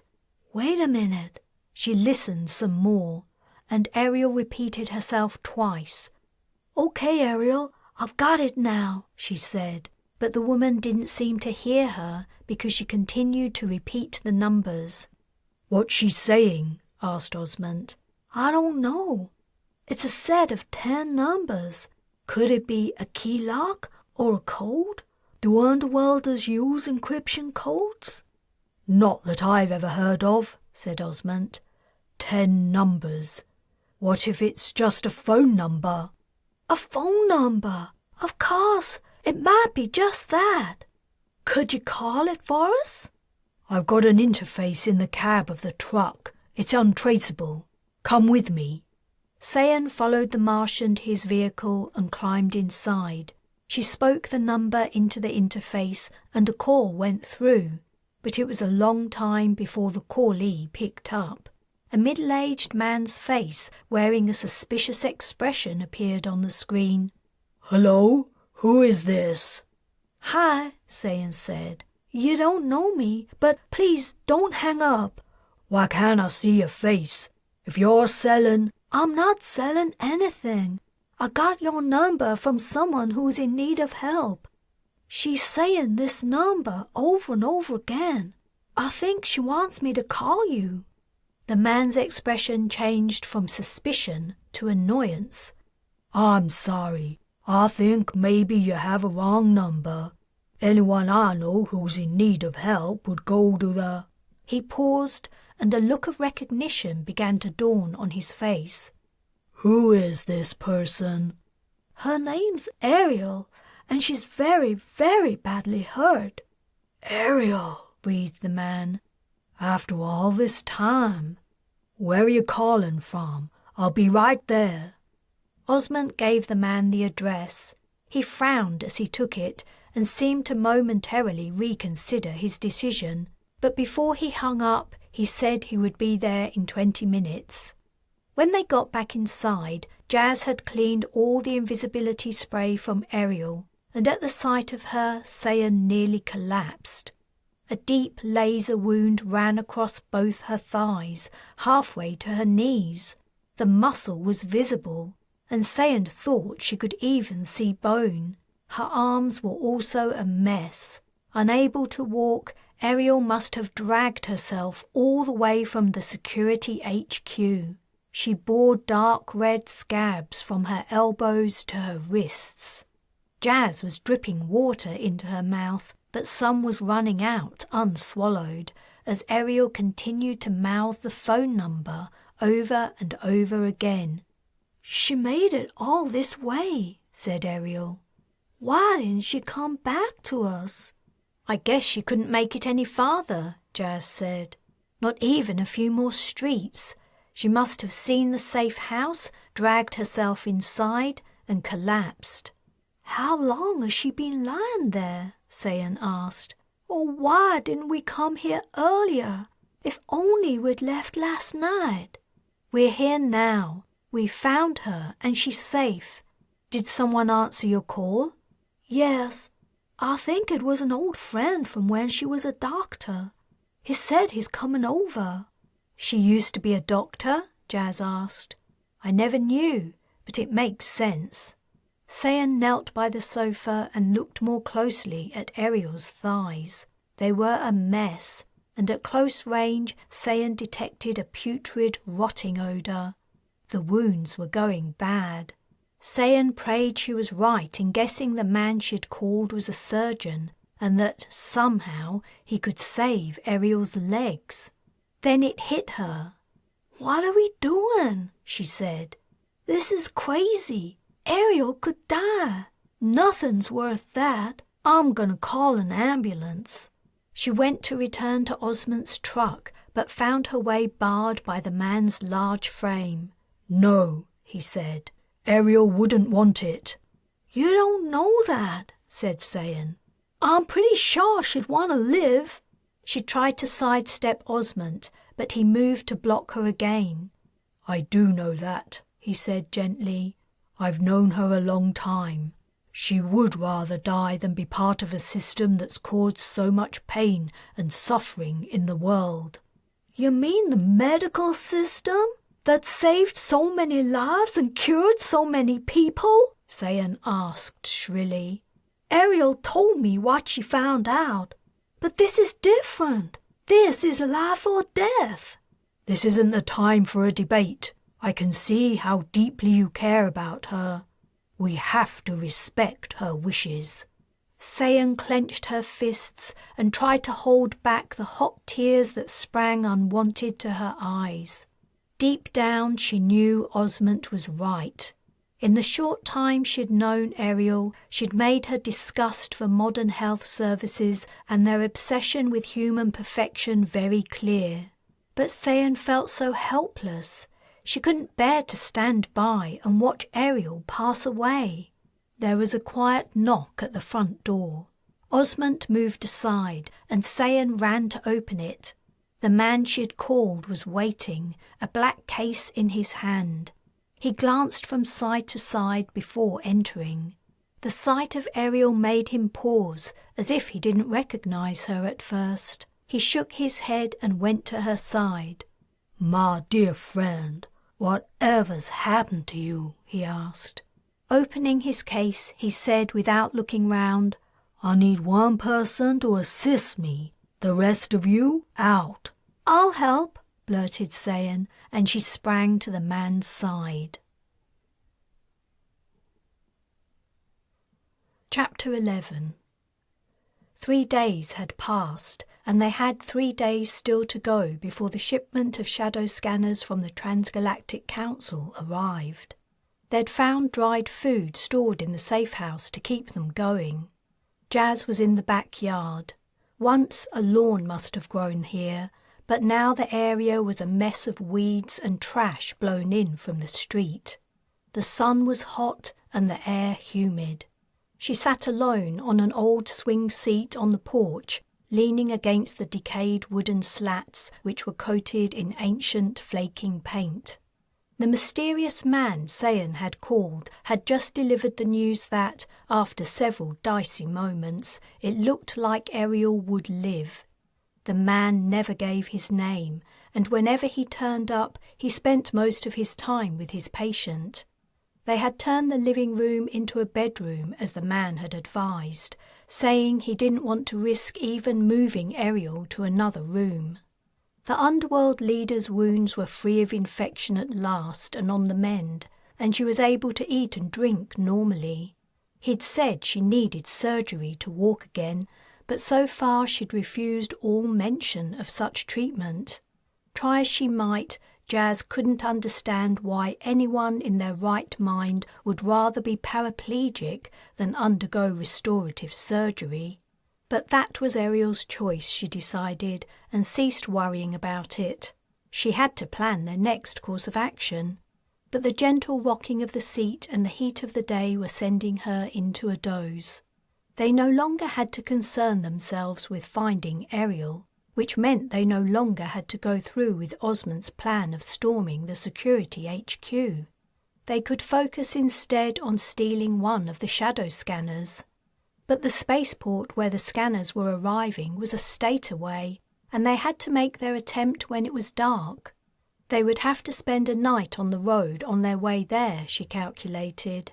She needed time to scope out the site in daylight and plan the best method for breaking in and getting out alive. In her bedroom were all the weapons she and Carl had taken from Ariel's stash, and Osmond had some serious artillery in his truck, so firepower shouldn't be too much of a problem. It was really that there were so few of them that made the project risky. She didn't want anyone to get hurt.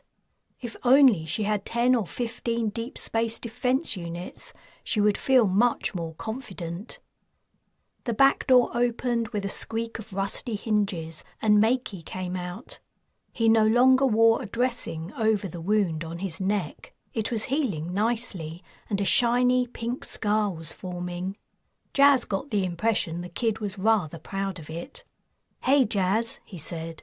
"Did you hear the news? Ariel's going to be okay." "Yeah, I heard. It's great news." Makey sat down next to her, pushing the swing backward. "So what are we going to do now? Are we going to break into the spaceport and steal some scanners?" So you overheard the minister?" "Well, I was just thinking about that, but I'm not sure what you mean by we." "Aw, come on. You have to let me come too." "I have to? Do I?"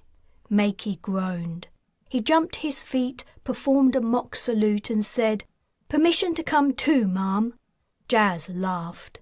"Sit down." "I don't know. I haven't decided yet, to be honest. Someone has to stay with Ariel. and I'm guessing I won't be able to separate Sayan from her, which is a shame because with her enhancements she's very useful.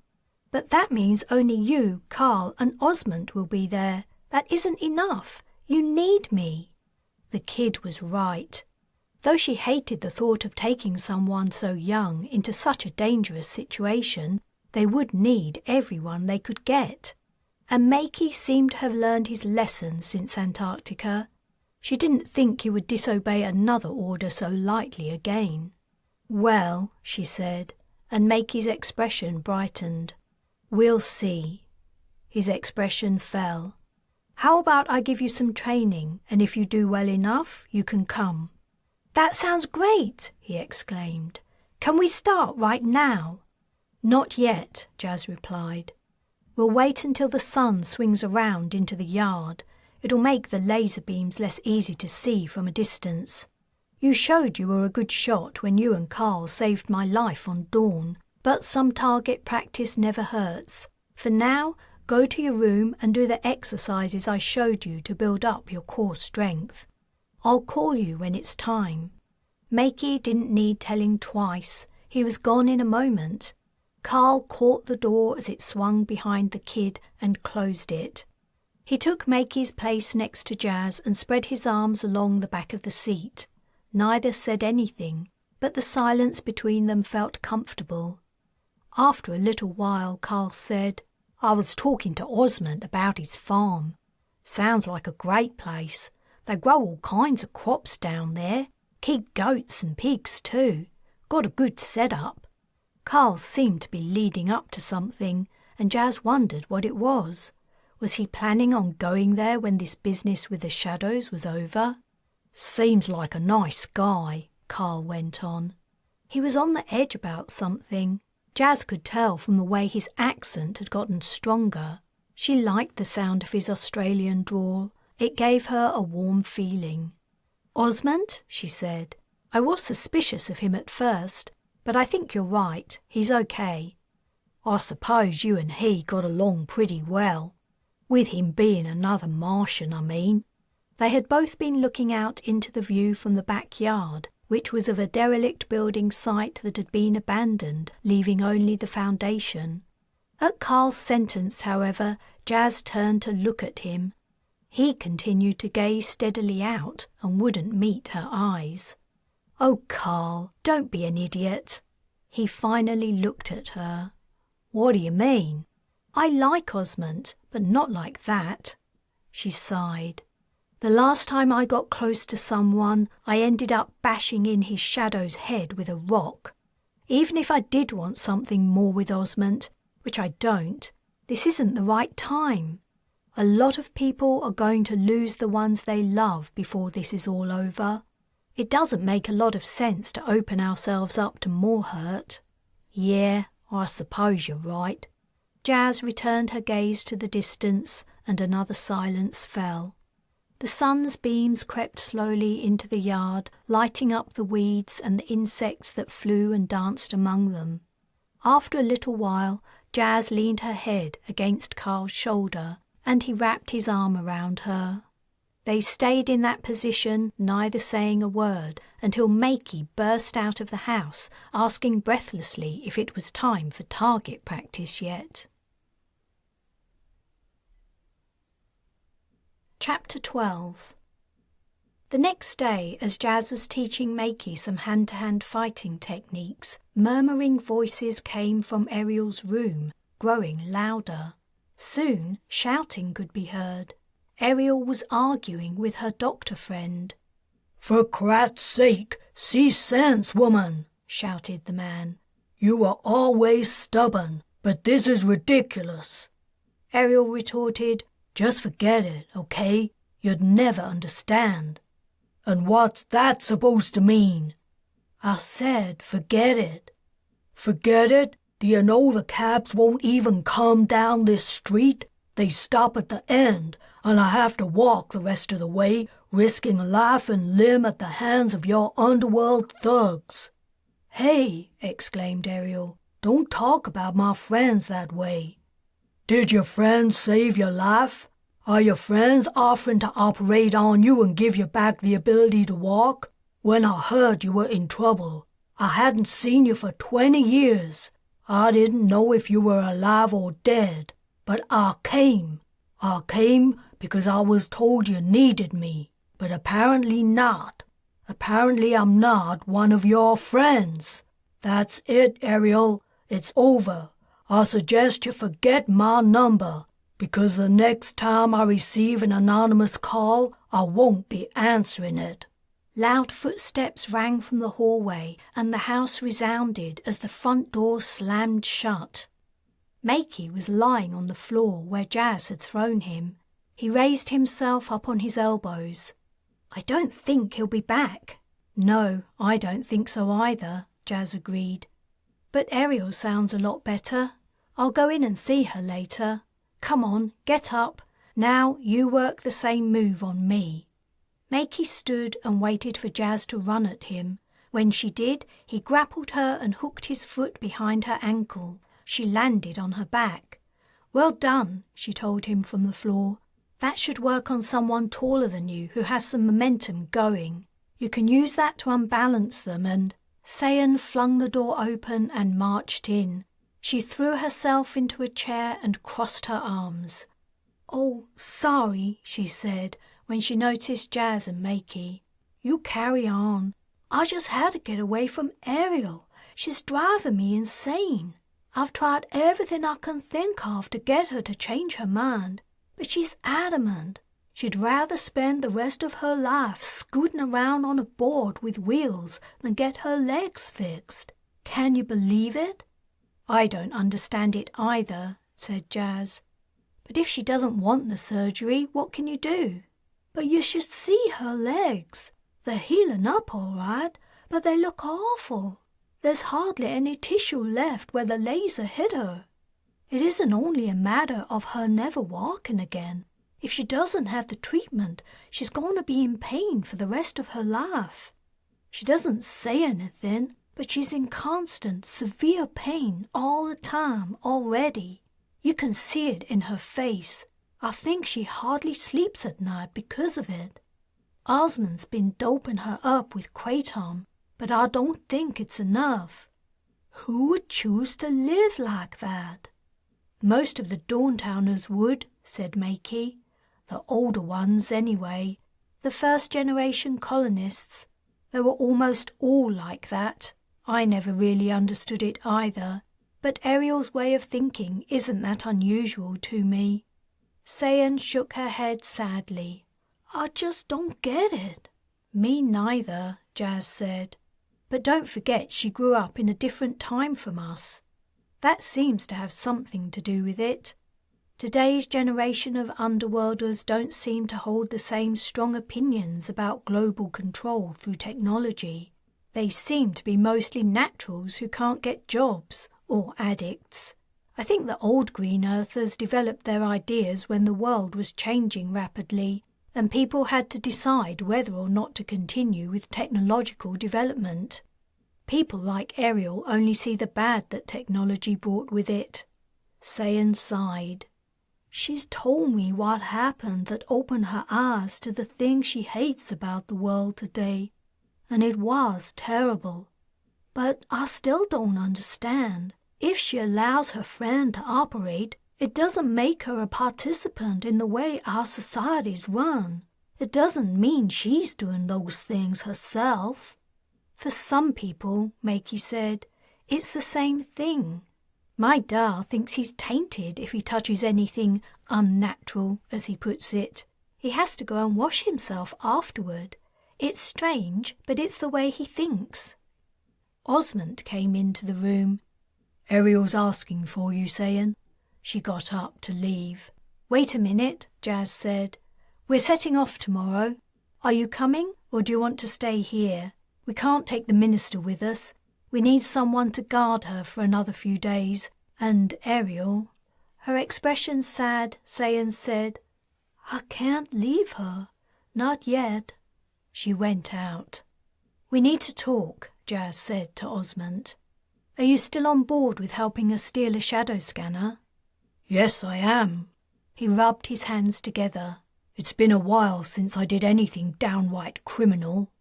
You don't count growing kratom as criminal? Jas asked, her eyebrows raised. I can't help it if my crops have special properties. He winked at Makey. Hey, no corrupting the kid. Wouldn't dream of it. Jas narrowed her eyes at him.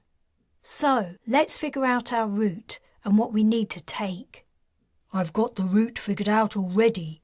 We can stop overnight at a national park. I can park the truck behind some RVs where it won't attract too much attention. We'll blend in with the tourists. It's busy there this time of year. Sounds good.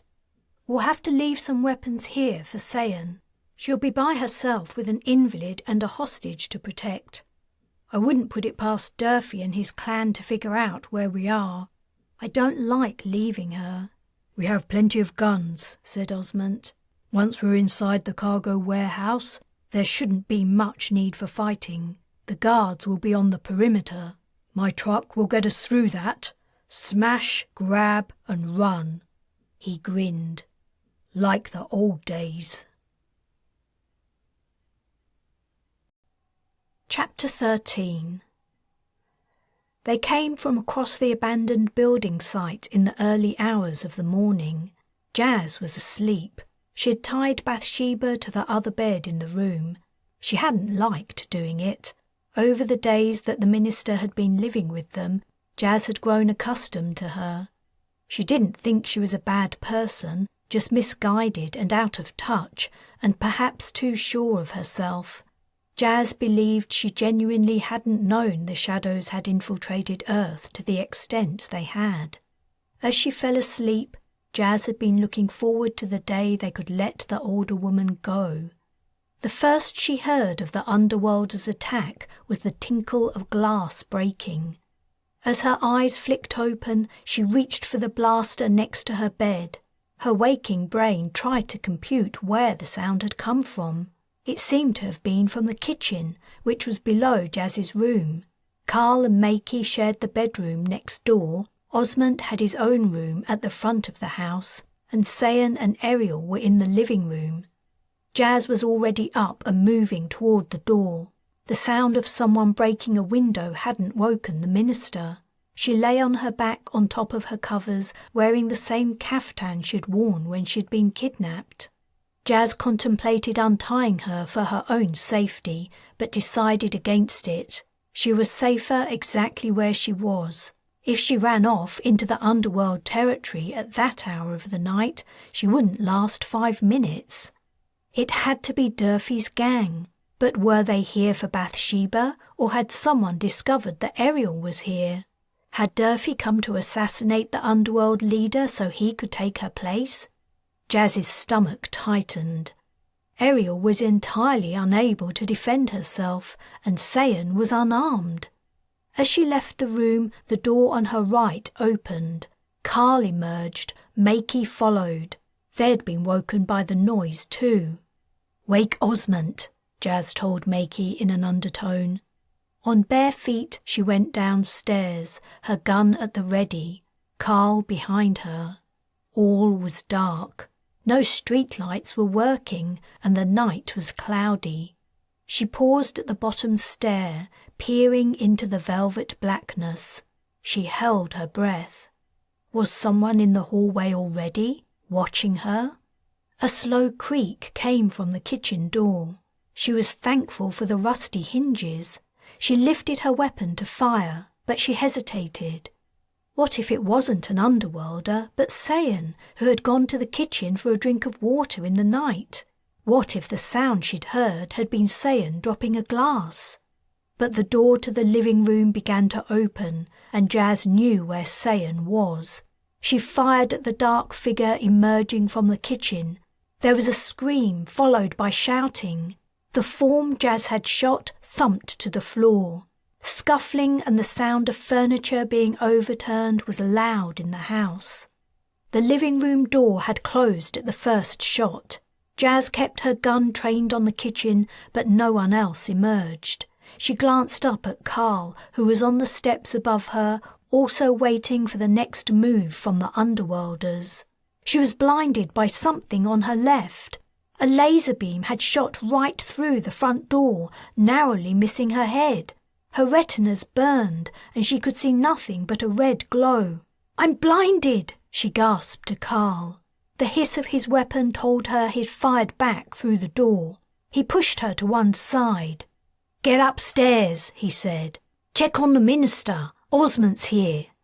Groping on her hands and knees, she climbed the steps and felt her way along the hallway, trying to blink away the scarlet glare. Finding the doorknob by touch, she went into her bedroom. The minister was awake and asked her what was happening. "The underworlders have found us," Jas replied. She searched for the bonds that tied the woman to the bed and began to untie the knots. "They've come for me again?" Bathsheba asked nervously. "What if I tell them what they want to know? They'll let me go then, wouldn't they?" "No, I don't think so," Jas said. She had noticed the deep hatred the underworlders bore toward the woman, even if the minister hadn't. It wasn't only their hope that she would lead them to hard drugs that drove their desire to capture her. She didn't want to frighten her, but she didn't imagine Bathsheba would last long in Durfee's hands. No more sounds of fighting were coming from downstairs. It looked like the underworlders had given up their attack for the moment. Jas's sight was also returning. Dark grey shapes were appearing from the fading red. Bathsheba's anxious face shone palely in the scant light. Jas was wondering what to do next. Should they go on the offensive and drive the underworlders away, or should they wait until dawn? When someone ran up the stairs and along the hallway, Carl burst into the room. "The kitchen's on fire!" he exclaimed. "It's out of control. We've got to get out." "Crat! They're forcing us to leave. They're going to pick us off one by one the minute we go outside." Jas was untying the final knot at the minister's wrist. The woman ripped her hand free and clutched at Jas. "Help me! I don't want to die!" "Then do as I say," Jas replied. "Is Osmond helping Ariel?" she asked Carl. "Yes." "Stick with Makey then, Carl. Don't let him out of your sight. Tell everyone to wait in the hallway. We're coming." "Stay safe, Jas," Carl said, and he was gone. She grabbed the bag of weapons. Everything else she left. "Put on your shoes," she told Bathsheba. "Come with me and don't leave my side, no matter what happens." The woman took Jas's last instruction literally. She clutched her arm in an almost painful grip. Jas swung the bag of weapons over her shoulder with her other hand, and together they left the bedroom. Smoke from the kitchen made the dark house utterly impenetrable to sight. Jas reached for the banister rail. From below came the sound of coughing. They had only seconds to get out before smoke inhalation rendered everyone unconscious. Bathsheba was gibbering frightened nonsense at her side as they felt their way quickly downstairs. "Calm down," Jas hissed. She was worried the woman would do something stupid in her terror and get them all killed. "Osmond," she said into the choking smoke, "you've got to get your truck open. You'll have to go first. I'll cover you." "I have to carry Ariel," he replied. "No," came Sayan's voice. "I can do it. I can. Trust me." "Okay," Osmond said. Jas was at the front door. She slid her hand across it, found the handle and turned it. As she raised her weapon to fire through the gap, she was thrown roughly aside. It was Bathsheba. She ran out, shouting, "Don't shoot! Don't shoot! I'll—" The buzz of laser fire was followed by a terrible shriek. The minister collapsed. Jas gasped, but she'd seen from where the underworlders were firing. She returned fire, shouting at Osmond, "Go, now!" The large man sped over the short distance to his truck and was inside in a heartbeat. The laser-proof steel shields rose up and slid into place around the cab. "Sayan, Ariel!" shouted Jas, firing again into the darkness.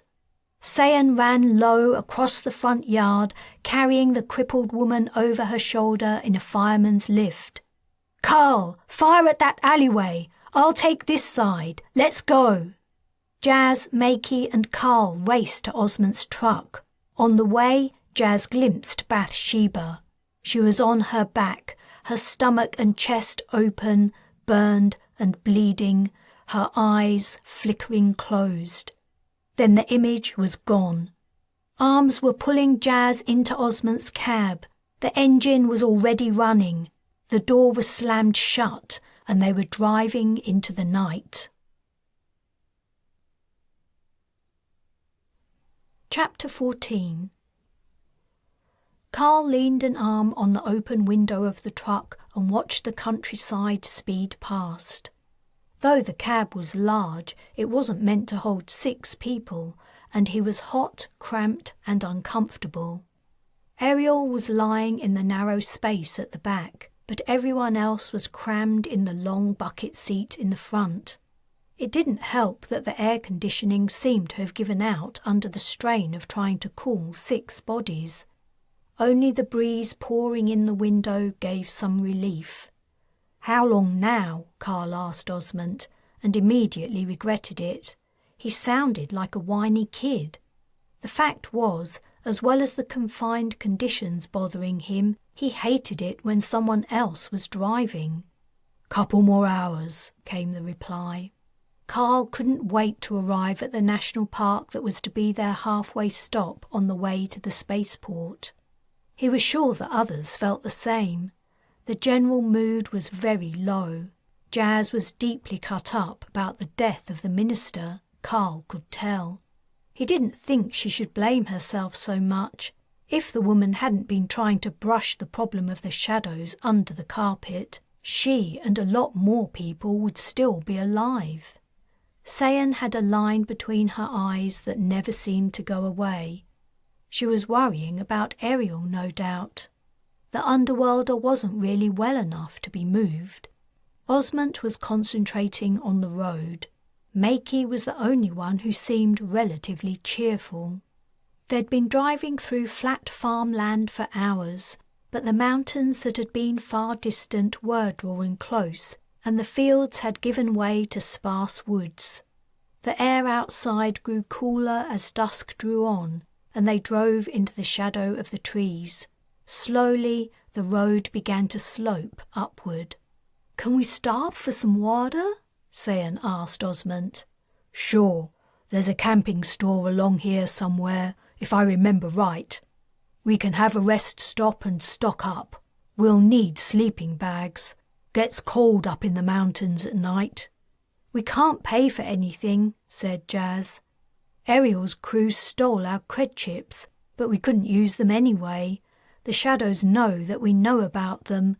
They're looking for us. Don't worry, I'll pay. You can pay me back with labor on my farm." He turned and winked to show he was joking, but his words caused an ache of homesickness in Carl. He would have given a lot to be back on his parents' farm, dusting crops with Flux beside him in the cockpit. He hoped the little fellow was doing okay in his absence. He wished he could call him. "What do you grow, apart from kratom, I mean?" Jas asked Osmond. "Bananas, avocado, watermelon, guava, eggplants, mangoes, papayas, oranges, peaches, peanuts, sweet corn, tomatoes, squash, beans, passion fruit, lychees, lettuce." "Whoa, you grow a lot of stuff." "Yeah, I don't only deal in narcotics, you know. I run a mean sideline in fruit and vegetables too." His joke broke the tension somewhat, and the cooler temperatures and prospect of an imminent escape from the close confines of the truck's cab also sparked a shift in mood. "Do you drive this route when you go to the city?" Jas asked. "No. It's pretty, but the freeway is faster. I've been here for a break a few times, though. The road's wide enough for the truck." "Is it busy this time of year?" "It didn't used to be, but lately it's become popular with alien tourists. It's within a few hours of the spaceport, and they can spend a day or so here in a typical Earth landscape before heading off on a tour of the major sites. Makey sat up. Aliens? I've only ever seen the Heidi-Wren. What are they like? You see all kinds of weird and wonderful creatures up there. Should be interesting for you. Osmond's comment also piqued Carl's interest. Though he'd visited more planets than he could easily count, shuttle pilots on prospecting missions were generally required to remain with their spacecraft in case of an emergency evacuation, and his parents' farm was far from the tourist areas where visiting aliens were commonly seen. "Won't we stand out?" asked Jas. "We hardly look like tourists. The last thing we want to do is attract attention." "Maybe a little," Osmond replied, "but I don't see how that can be helped. We'd stick out more at a regular truck stop, that's for sure. There aren't many truckers who try to squeeze 6 people, including an invalid, into their cabs. Besides, the only authorities up there are the rangers. They see all kinds of folks and don't pay them any mind as long as they follow the rules. We should be okay." Carl settled back in his seat and let the refreshing air from the window cool the sweat on his neck and chest. In another few minutes, a single-story cabin appeared on the side of the road. The camping store had parking space for RVs around the back. Carl, Jas and Osmond went into the store while Sayan and Makey stretched their legs. A warm, musty, pleasant scent of wood greeted them inside. The place was filled floor to ceiling with equipment for basic through luxury camping. A red-cheeked young woman sat behind the counter watching an interface on the wall. Jas and Osmond went to look at the sleeping bags, and Carl went over to the screen, which was showing the latest vid news. He'd been attracted by a flash of a building that looked familiar. As he watched, he found his suspicion was correct. The screen displayed an aerial view of a global government security headquarters. "Can I help you, sir?" asked the woman as she noticed Carl standing there. "No, thanks. I'm waiting for my friends." An image of Bathsheba Dubois appeared, looking very different from when Carl had last seen her. She was in a government meeting with other ministers, looking commanding and dignified. He remembered her fury at being kidnapped and her descent into terror of Durfee's crew. Another image appeared. It was an older man with white hair and a beard closely clipped. He was well dressed in a tailored navy suit. The unseen anchor announced that since her disappearance, the security minister's secretary had been representing her at meetings. But as the police were no further with their investigation to find the missing official, a stand-in would be chosen as a temporary replacement. The older man fitted the description of Shadow Bernie Sayan had given them. So a shadow had been taking part in government meetings? Carl wondered if whoever was in line to be Bathsheba's replacement was also a shadow. They had to contact the Transgalactic Council urgently before the aliens got any further in their takeover of Earth. "Isn't it terrible?" the assistant asked Carl. "That poor woman. I wonder what they did to her. I guess there's no hope she's still alive after all this time." "What did who do to her?" "Didn't you hear? It's been all over the news." "No, I've been out in the woods for a couple of weeks." "The police suspect she was kidnapped by that old Green Earthers cult that was supposed to have died out decades ago. It was before my time, but I heard they were pretty crazy. They say the cult's been revived, and they've turned to terrorism to try to get their way." "Green Earthers, huh? They were a little before my time, too. Did they publish their demands?" "Not that I've heard, but the authorities seem pretty sure it was them." Osmond and Jas appeared, their arms full of sleeping bags, bottles of water, and packets of snack food. After Osmond paid, they left. "You've got a cred chip embedded then?" Jas asked him as they went back to the truck. "The farm's legit," he said, "even if not everything we grow on it is. There's only so much you can trade vegetables for." "Traitor," said Jas with a wry smile. Chapter 15. Sayan fixed 2 sleeping bags together and slept next to Ariel that night to share her body warmth with the injured woman. She couldn't stop worrying about her. Though her old doctor friend had saved her life, she was still far from better and not in any fit state to be travelling for hours in a truck. Ariel never mentioned it, but the underworlder was clearly in a lot of pain. Osmond had supplied her with kraton pellets that kept her in a sedated haze most of the time, but she was often pale and sweaty before it was safe for her to take another dose. Ariel had feeling in her legs, but it was impossible for her to move them. When they were accidentally moved or even touched by others, she would cry out. Apart from requests for water and help with other basic needs, she said very little. Sayan wondered how long it would be before they could go somewhere safe and Ariel could rest and get better. She tried to make herself comfortable on the floor at the back of the truck, where she and the others had lain down after pulling into the campsite after dark. Osmond had left the truck door ajar to let in a little air. After hours of agitated fidgeting, Ariel was finally breathing in the slow, steady manner that indicated she was asleep. Sayan needed some exercise, however, before sleep would come to her. After unfastening the sleeping bag as quietly as she could, she got up and padded across to the door, where she slipped on her shoes. She dropped onto the asphalt of the car park and headed for a trail that led up into the trees. It was a clear night, and the moon's beams and starlight made it easy to see without the help of her night vision. Sayan hiked up the sloping trail for a kilometre or so, enjoying the freedom and the short respite from the harrowing events of the previous few days. Now she had the leisure to go over everything in her mind. She could hardly believe all that had happened since she'd been captured by the shadows at her workplace. It had only been a couple of weeks since she'd left home by heli. Thinking of her home made her wonder what was happening to her parents. Carl and Jas had said they were afraid to leave their estate. She hoped they were safe from the shadows there. They had to be worrying about her too. A sudden realization made her gasp. When Ariel had destroyed her tracker, the signal from it must have disappeared.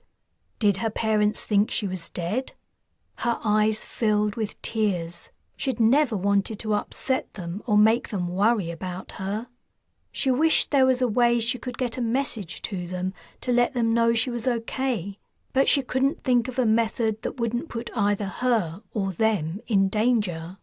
Sayan was so preoccupied with her thoughts, she didn't notice the aliens approaching her on the trail ahead until they were almost on top of her. They seemed to suddenly loom up out of nowhere. More than 2 meters tall and wide, 4 insectoid aliens bore down on her, black silhouettes against the starry night sky. She gave a small scream, and the aliens stopped, seeming to only just notice her. "I do apologize," one of them said. "We did not detect your scent among the many strange and wonderful odors of this environment." As it spoke, a second set of sharp mandibles protruded from the outer pair and dripped with mucus. "Oh my word!" gasped Sayan, stumbling backward. "Please do not be alarmed. We are entirely harmless. Our species is noted for its natural pacifism, in fact. But we understand our appearance is alarming to humans. That is why we are exploring this landscape at night, while most humans are sleeping. Please forgive us for frightening you." Sayan swallowed and took a deep breath. Her heart was racing. "It's okay. You didn't scare me a lot." She was lying, but the creature seemed genuinely mortified they had given her a shock. Do you like it here? Have you been on Earth long?" From what we have seen of it so far, said the alien, we like it very much. This area is particularly attractive. You must be very proud of your planet. Thanks, you're very kind, Sayan replied, slipping into the formal small talk she'd learned to use when speaking to important friends and associates of her parents. The whole situation felt slightly bizarre. I hope you enjoy the rest of your vacation. Thank you, I'm sure we will. It has been very pleasant to make your acquaintance.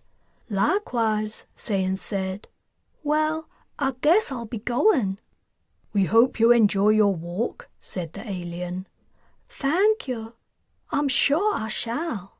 She stepped to one side and suppressed a shudder as the aliens passed by, the claws on the ends of their 10 pairs of legs faintly scratching against the wood-chip path. She remained where she was until the creatures disappeared around a bend in the trail. Exhaling deeply, she went on. At a high point on the track, the trees thinned out enough to allow a view of the surrounding countryside. Clusters of tiny artificial lights marked the nearby towns on the plain below, and the roads that joined them were traced with the minuscule moving headlights of cars and trucks. Sayan squatted down for a while, her arms wrapped around her knees, as she wondered which of the houses and vehicles contained not humans, but shadow clones. After a while, it occurred to her that Ariel might have woken and be in need of another dose of kratom. She returned down the trail to the car park and crept into the truck. The underworlder was sleeping as soundly as she'd been when Sayan left. She climbed inside the warm sleeping bag and settled down, finally able to drift off to sleep. She was woken the following day by the sounds of movement and quiet voices. Ariel was already awake. She'd managed to sit up and pull herself backward on her arms so she could lean against the truck wall. She gave a wan half smile as she looked into Sayan's sleep-filled eyes. Sayan yawned. "How you feeling?" "A little better. You should get up soon if you want to have some breakfast." Sayan pushed back the sleeping bag and sat up. Jas, Osmond and Carl were sitting cross-legged next to the truck door, which was wide open. Brilliant sunlight streamed in and the sound of birdsong was loud. "Where's Makey?" she asked Ariel. "Has he gone to take a shower?" She hoped there were showers at this place. "No, I sent him on an errand." "What kind of errand?" "You'll see." "Time to get up," Osmond said, as he noticed she was awake. "We're leaving soon. We've got to get to the spaceport while it's still daylight so we can get a good look at the place." Okay, Sayan replied. "Have you eaten?" she asked Ariel. "Yeah, there's some left, but like Osmond said, be quick." "I'll take you to the bathroom first." "I don't think there'll be any need for that." Makey climbed inside, carrying 2 long straight branches. "This wood's great," he said. "I heard about trees, but I never imagined how useful they could be. Life on Dawn would have been so much easier if trees had grown there." He handed a knife to Osmond, who slipped it into a sheath at his side. "Will these do you think?" he asked Ariel, holding up the branches for her inspection. He'd cut them to the same length, which was somewhat longer than a meter. At the top of each, the branch split into a fork. "Oh, you got him to make you crutches," Sayan exclaimed. "Wait, let me find something we can wrap around the ends for padding." When she'd made the crutches as comfortable as she could, she carried Ariel to the door, where Makey held them upright for her. Slowly, she lowered the woman until her armpits rested on the branch forks. Her right leg was less damaged than her left, and Ariel gingerly put her weight on it while trying to take most of the strain on her arms. She let out a gasp of pain and fell forward. Makey caught her and held on to her while she tried again. Once more she couldn't take the pain and she collapsed. "That's enough for now," Sayan said. Have a rest, and we can try again later. No, I want to do this. Unable to hold it back, Ariel cried out as she hopped forward one step. She fell down. Neither Sayan nor Makey were quick enough to catch her. Ariel, this is stupid, Sayan said. There's no need for this. Let me carry you. Ariel glared at her from the ground. Makey, help me up, please. She slipped the crutches under her arms and the young man pulled her to her feet. The next time she tried to walk, she managed 2 steps before crashing to the ground again. Ariel! A hand gripped Sayan's shoulder. She turned to see Jas. "She's doing pretty well, don't you think?" Jas asked. No, she's going to hurt herself. We can get her some proper crutches or a wheelchair. And it's much too soon. Sayan, why not let her do it her way? I thought you hated your parents for being overprotective of you. This is different. My parents are totally over the top. I just don't want to see her hurt herself. I care about her. I know. Look, it's nearly time to go. Eat something and get ready. We've got 5 or 6 hours driving ahead of us. Chapter 16. A heat shimmer hung over the spaceport landing pad. Jas squinted in the glaring sunlight at the cargo bay. They'd parked the truck a little way down the road. She wished she had some binoculars to see in more detail. Then she remembered the weapons they'd brought from Ariel's place. She dug into the bag and pulled out an old-fashioned rifle with a sight. Peering through the crosshairs, she could see close up the perimeter fence around the spaceport, the massive shuttle hangars, the passenger buildings, and the warehouse that stored the cargo waiting to be loaded onto flights or ready for pickup. If Bathsheba Dubois had been telling the truth, the shuttle flight carrying the shadow scanners would be arriving at 7 p.m. At 8:15, to allow time for offloading and transfer to the storage area, anonymous governmental trucks would pick up the scanners for distribution to the various spaceports around the world that handle deep space arrivals. They would have a window of about half an hour to break in and steal a scanner. "What can you see?" asked Makey, who was crouched beside her on the rise that overlooked the spaceport. "I can't see guards anywhere, for one thing," she replied. Turning to Carl, she asked, "You've spent a lot of time hanging around restricted areas in spaceports. Is it normal to have no guards?" "It's not a military installation. They aren't expecting to be attacked. There are probably a few guards on site, but not many, and they wouldn't spend all day patrolling." "That's good for us," Jas said. "But what about protection from theft?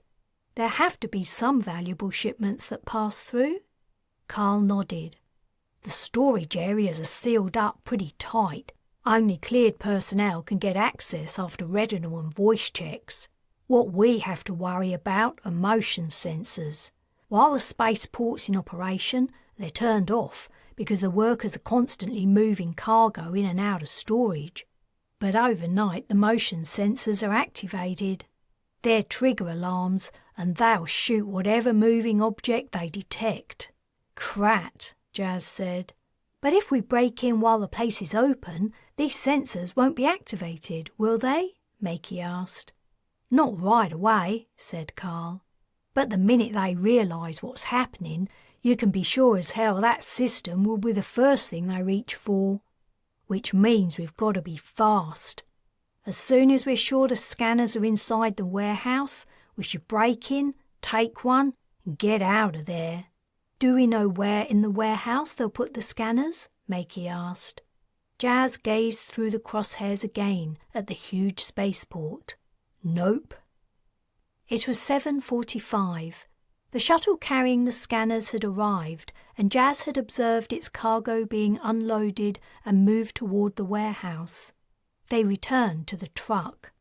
Ariel and Sayan had moved to the back and taken weapons with them. They were going to prevent guards from entering the rear of the truck. Osmond was driving, and Jas, Makey and Carl were all armed with blasters. Jas's greatest fear was they wouldn't be able to find the scanners before the motion sensors were turned on, or the sensors would automatically activate the minute they broke into the warehouse. If that happened, they wouldn't stand a chance. They would be trapped inside the truck, unless... "Are you sure this is tough enough to break through the warehouse wall?" Carl asked Osmond. "Should be," he replied, "but I can't say as I've ever tried. Buckle up, everyone." He was driving at the speed of the traffic on the approach to the spaceport, but soon he would have to veer off the road and cross the open land surrounding it. "Hey, listen up. Take one of these," Jas said, pulling more guns from her cache and handing them to Carl, Makey and Osmond. "Aren't these a little outdated?" Osmond asked as he took the weapon from her. She'd given them each a pistol that fired rounds and not the laser beams of modern weapons. "Yes, they're old, but they might be just what we need. The motion sensors are probably laser-proofed, but they might not be bulletproof. Here." She gave them each a magazine. "There aren't many. They probably don't even make these anymore, so every shot is going to count." They were nearly at the spaceport. "Okay, this is it," Jas said. "Remember, we find a scanner, get it in the back of the truck, then get the hell out of there."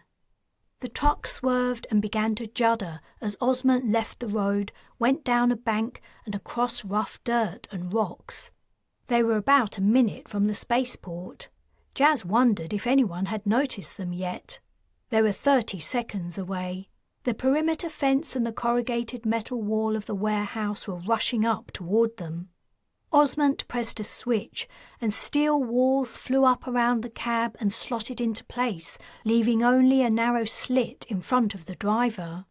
The juddering was violent as Osmond increased speed. "Get ready!" he shouted. As they struck the fence and then the warehouse, Jas was thrown forward. A great rending and tearing of metal could be heard all around. When it stopped, she opened her eyes. "Are we in?" Osmond peered through the slit. "We're in. Go!" Jas threw her door open and leapt out. She landed awkwardly on broken boxes of goods strewn around the cab. "Be careful," she called to the others. At the far end of the warehouse, workers were running away. Automated forklift trucks in the warehouse aisles continued to operate, lifting and carrying stored items.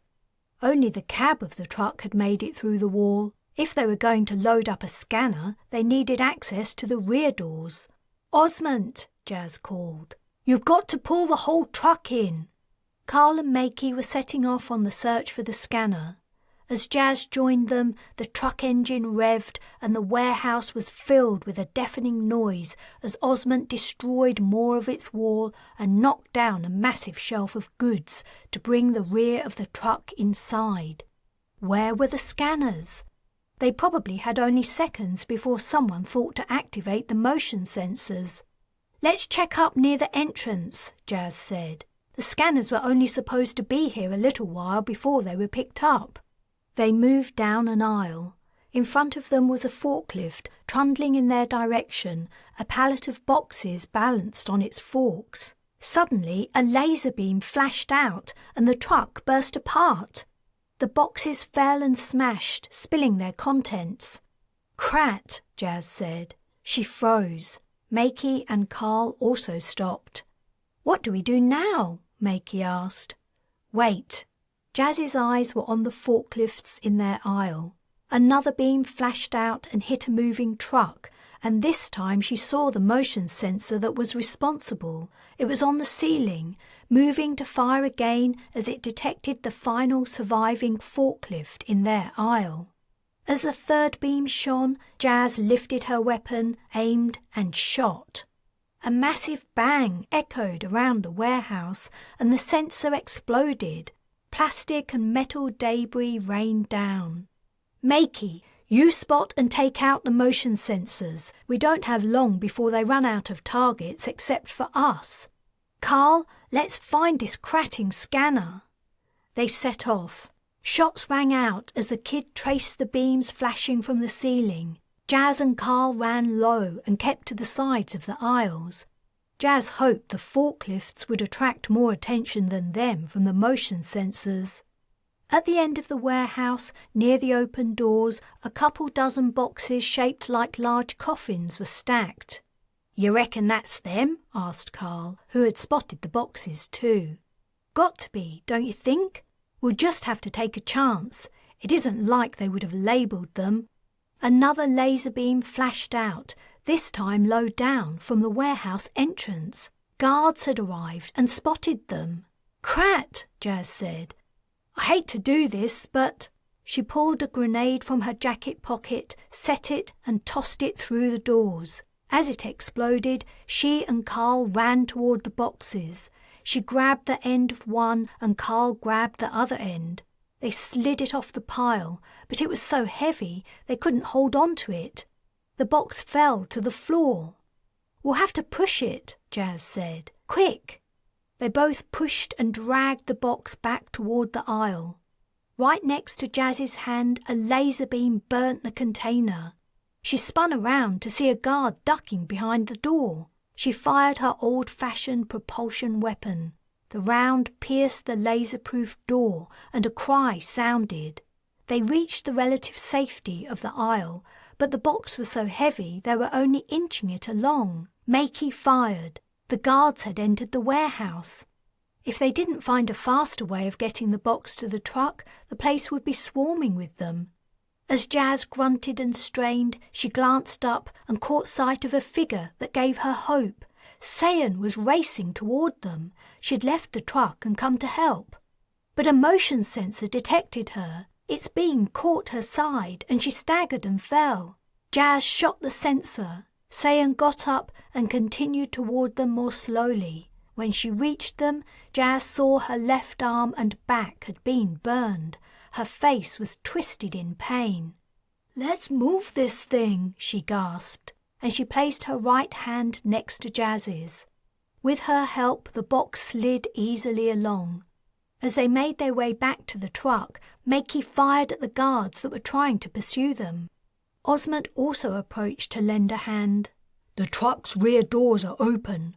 We've just got to get this inside." They were nearly there. Behind the truck was a gaping hole where Osmond had driven it through the wall. Jas saw movement. "Crat! The guards have come around this side." A beam flashed out from inside the truck and a guard fell. Ariel was firing at them. Another guard appeared and was caught on the shoulder by a beam from Ariel's gun. "Makey, cover us," Jas ordered. He fired shot after shot through the hole while the other four hoisted the box onto the truck. In another moment, the doors were closed and they were back in the cab. Osmond reversed the truck out of the warehouse, buckling and breaking more of the wall. The guards outside fired, but their laser beams sizzled uselessly. They rocked and swayed as Osmond forced the truck around in a tight curve to get back to the road. Then they were out in the traffic, heading away from the spaceport. Chapter 17. Whoops and hollers filled the cab as they sped from the spaceport. As soon as they were a safe distance away, they stopped the truck and opened the box. Inside, they found exactly what they'd hoped for. They'd done it. They'd stolen a scanner. Sayan and Osmond helped Ariel into the cab and they set off once more. Jas leaned back in her seat and, for the first time in days, she relaxed. They still had to capture a shadow, and that wouldn't be easy, but they were much further along with their plan than they'd been only a day ago. Osmond was driving with a huge grin on his face. "You seem pretty pleased with yourself," she said to him. "It always feels good when you stick it to the man," he replied. "Where are we going now?" Makey asked. Jas realised they hadn't even considered their next step. There could be no going back to Ariel's safe house, even if anything remained of it after the fire. Durfee and his associates wouldn't be pleased by their return. "You're coming with me to my farm," said Osmond. "I thought that was obvious." "Great," said Makey. "Yeah, thanks, mate," Carl said. "Great idea. We can rest up for a while, and Ariel can get better." Sayan nodded in satisfaction. A shadow flickered over the cab, as if something had passed by overhead. Over the sound of the truck's engine, Jas thought she heard a high-pitched whine. "What was that?" Makey asked. "Sounded like a heli," Sayan said. The truck shuddered as something hit its roof. "Crat! We're being fired at!" exclaimed Osmond. On the dashboard, in the screen showing the rear and side views, the dark shapes of two helis could be seen, hovering over the truck like mosquitoes in search of blood. "Carl, take over," Osmond said. "I'll deal with them."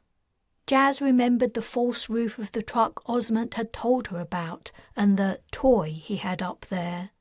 Osmond and Carl awkwardly swapped seats, and Osmond crawled into the back of the cab and opened the hatch. He disappeared up the dark tunnel leading to the roof. The truck shuddered again, and Carl fought to keep it on the road. The dark countryside was speeding past. Jas gripped a handle over the window to keep her balance. She pressed a button, and the plexiglass retracted into its slot. Leaning out, she saw the two helis overhead. They were flying erratically, as if the pilots were unused to the controls, as if they were being flown by newly formed shadows. An arc of fire spat from the truck roof, and the rotor blade of one of the helis flew off, spinning crazily down before it hit the road. Sparks erupted from it as it skittered along, and cars swerved to avoid it. A dull rumble and flash of flame signalled the damaged heli crashing into a field at their rear. "He got one!" Jas exclaimed. She was aiming at the remaining heli, but its haphazard movement made it difficult to follow. The shot she fired went wide. Something erupted from the heli's base, and a third shudder ran through the truck, followed by a loud bang. The heli had scored a direct hit, but it was firing at the largest target, the truck's roof, probably aiming for the weapon Osmond was firing. Better that than the wheels, Jas thought. If the shadows took them out, it would be game over. But her stomach clenched at the thought of the man in the false roof. Another line of fire flew up from the truck. A hole appeared in the centre of the second heli a moment before it was consumed in a ball of flames. The fiery ball hit the road behind them and rolled away, leaving a trail of burning debris. "Second heli down!" exclaimed Jas. "Osmond did it!" The cab was filled with cheers and laughs of relief. The stomach-churning zigzagging of the truck ceased as Carl was able to keep it straight. He accelerated, quickly increasing the distance between them and the scene of carnage behind. Jas scanned the dashboard screens and took a look out of the window at the night sky and the traffic that was beginning to fill the road around them again. It seemed there was no further pursuit. She hoped it would be a straight run now to the safety of Osmond's farm and their next plan. Suddenly she realised the Martian still hadn't climbed down. Sayan had had the same thought. "Osmond's taken his time." She leaned over the seats and called his name through the open hatch. The missing man made no reply. Jas's heart sank. "Crat," she muttered, adding, "I'll check on him." She undid her seatbelt and climbed over Sayan to reach the hatch. Slotting her fingers and toes into the depressions in the tunnel, she climbed up. The first thing she saw was the back of the low swivel chair and Osmond's arms and legs splayed out either side of it. Fighting the dread that rose up and threatened to overwhelm her, Jas climbed out into the narrow, low space. Osmond was seated behind a missile launcher. The roof above him had been retracted and his position was open to the sky. An easy target from above. It was a suicidal spot. the Martian was still alive, though from the state of his chest he seemed to be holding on by willpower alone. "Hey, Jas," he whispered. She took his hand. "Hey, Osmond, you did a brave thing. You saved us." "It was worth it." He smiled. "It was good to know you guys, especially you, Jas. Good to see another Martian." He coughed. Blood ran from his mouth. "I'm glad I met you too."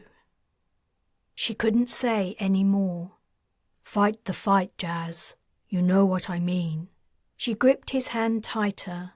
Osmond looked up at the stars, and then he was gone. Jas stayed for a while, wishing she'd had more time with him. They hadn't talked about Mars or his life since coming to Earth or his farm.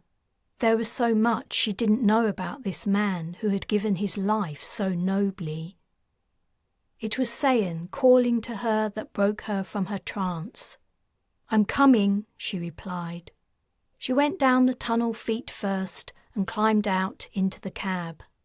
The others seemed to tell from her face what had happened. Only Makey needed confirmation. Very quietly he asked, "He's gone?" Jas nodded as she resumed her position by the window. No one spoke. From behind the seats came the sound of Ariel weeping. Her face set, Jas looked out, unseeing, into the night. Chapter 18. They buried Osmond in the corner of a field next to a deserted farm track about 1 kilometre off the freeway. Ariel managed to hobble from the truck to the burial spot on her crutches. She sank down to the ground next to the freshly filled grave and bent her head as if in silent prayer. Jas wondered if she was commending Osmond's spirit to the Earth Mother. She didn't really understand the beliefs of the Underworlders. They seemed a very personal thing, and something that had changed from the older to the younger generation. "Jas, do you want to say anything?" Sayan asked. She shook her head. "I'm no good at that stuff." "I can recite the funeral rites they say on Dawn," said Makey. "I remember them." "Okay," said Ariel. "I think he might have liked that." Makey began, "Earth Mother, accept this man who is returning to you. Take his body as nourishment for living things. Return his soul to the natural spirits from where it came. Spread it wide and let him delight in life once more, part of the whole which is you." Jas gazed down at the mound of crumbly soil, moister and darker than the surrounding ground. Osmond's grave was under a tree. She thought he might have liked it. She made a mental note of the place so that if anyone who knew him wanted to visit, she could tell them the spot. She bit her lip. He'd been so full of life, it hardly seemed possible he was gone. And so young. He'd had so much more living to do. As she mulled over these thoughts, a rage rose in her. The shadows had taken yet another life. They had to be stopped. She would halt them in their tracks, and she would make them pay for every human being they'd killed. She became aware of silence. Makey had finished speaking. She heaved a sigh. "I guess we should get back to the truck and decide what we're going to do next." Sayan helped Ariel to her crutches, and the two left the graveside, followed by Carl and Makey. Jas was the last to leave. Before she went, she whispered, "Goodbye, friend." Carl sat behind the steering wheel of the parked truck with Makey next to him. Ariel was now well enough to join them on the seat. Sayan scooted over as Jas approached, making room for her next to the window. "Where are we going?" Makey asked. "I don't know yet," Jas replied. "I'm not sure it's such a good idea to go to Osmond's farm. It's a safe hiding place, yes, but I don't think that hiding is what we should be doing right now. We have to contact the Transgalactic Council. We can't stop the shadows without their help. We have to show them what's happening here." "What is there on Osmond's farm, Ariel?" Sayan asked. "I'm guessing there isn't any kind of deep space link-up." "I haven't been there for years," Ariel replied. "But no, I don't think there's anything like that." "All those places where you can send a deep space comm are off limits to us," Carl said. "We don't have a crat's chance of breaking into any of those places. We don't have a shadow as proof yet, either." I'm not sure about that," Sayan said. "You mean we do have a shadow?" Jas asked. "No, I meant about not having access to a deep space comm device." "Really?" "I'm pretty sure my parents send deep space comms all the time." "Then why haven't they told the Transgalactic Council about the shadows?" Jas asked. "They probably have, but for some reason they aren't being taken seriously." "They did tell me and Carl about being shut out of meetings and having information withheld," Jas said. "You think we should go to your parents' place? They told us we couldn't go back there. It wasn't safe." "It doesn't seem very safe to not go there, though, does it?" said Sayan. "Think about it. We've got no creds and no place to go except Osmond's farm, which doesn't help us over the long term. How will we survive with only this truck? Heck, we don't even have the creds to pay for a battery recharge."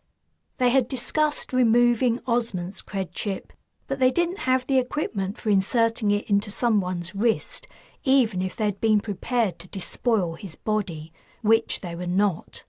"My parents' house is damn near impregnable," Sayan continued. "If we can just get inside with a shadow and contact the council, I reckon it's our best option." Jas wondered how much of Sayan's reasoning was influenced by her concerns for her mother and father, but she was making some good points. "It's no good," Carl said. "If your parents are being watched by shadows, if shadows are surrounding the place, the minute we go near it, they'll capture us. We'll never get in." Sayan sighed. "Yeah, I guess you're right. I guess it was just wishful thinking." "What about if your parents knew we were coming?" Ariel asked. "If they were ready for us, could they fix things so we could blast through the shadows and drive right in?" "Maybe, but we can't contact them," said Jas. "Sayan's parents warned us not to use anything that will allow us to be traced. The shadows will instantly follow every comm her parents receive to its source. They'll swoop down on us and catch us." But what if it were an anonymous message from a moving source?" "An anonymous?" Sayan's eyes widened. She touched the interface on the dashboard. "Osmond said this interface was untraceable. I used it to call your old doctor friend, and he couldn't see any caller ID." "I doubt it's strictly untraceable," Ariel said. "Even our best isn't up to that, but the shadows won't know who's calling, and they won't be able to see or hear the message. If you make the call while we're on the move, we'll be 10 kilometers away before they figure out where it came from."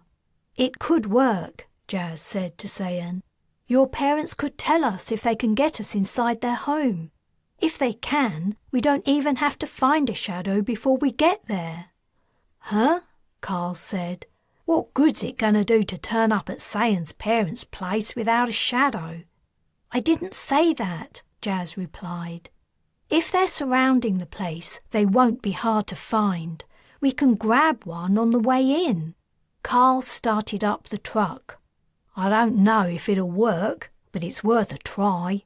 "I think so too," Sayan said, smiling for the first time in days. As they drove away from Osmond's grave, Jas watched it retreat into the distance. In her heart, she promised him she wouldn't give up until she had defeated the shadows and avenged his death.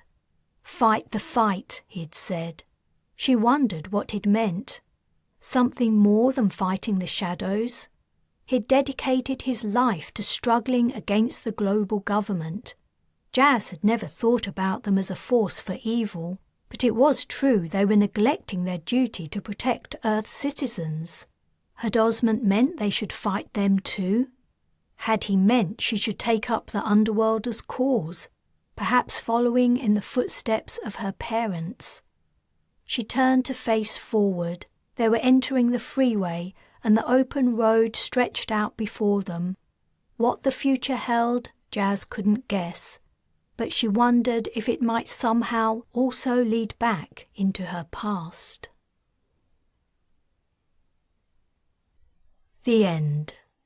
This has been Burned, Shadows of the Void Book 6, written and narrated by J.J. Green. The next book in the Shadows of the Void series is Shadows of the Void Book 7, Trapped. For more J.J. Green books, visit jjgreenauthor.com.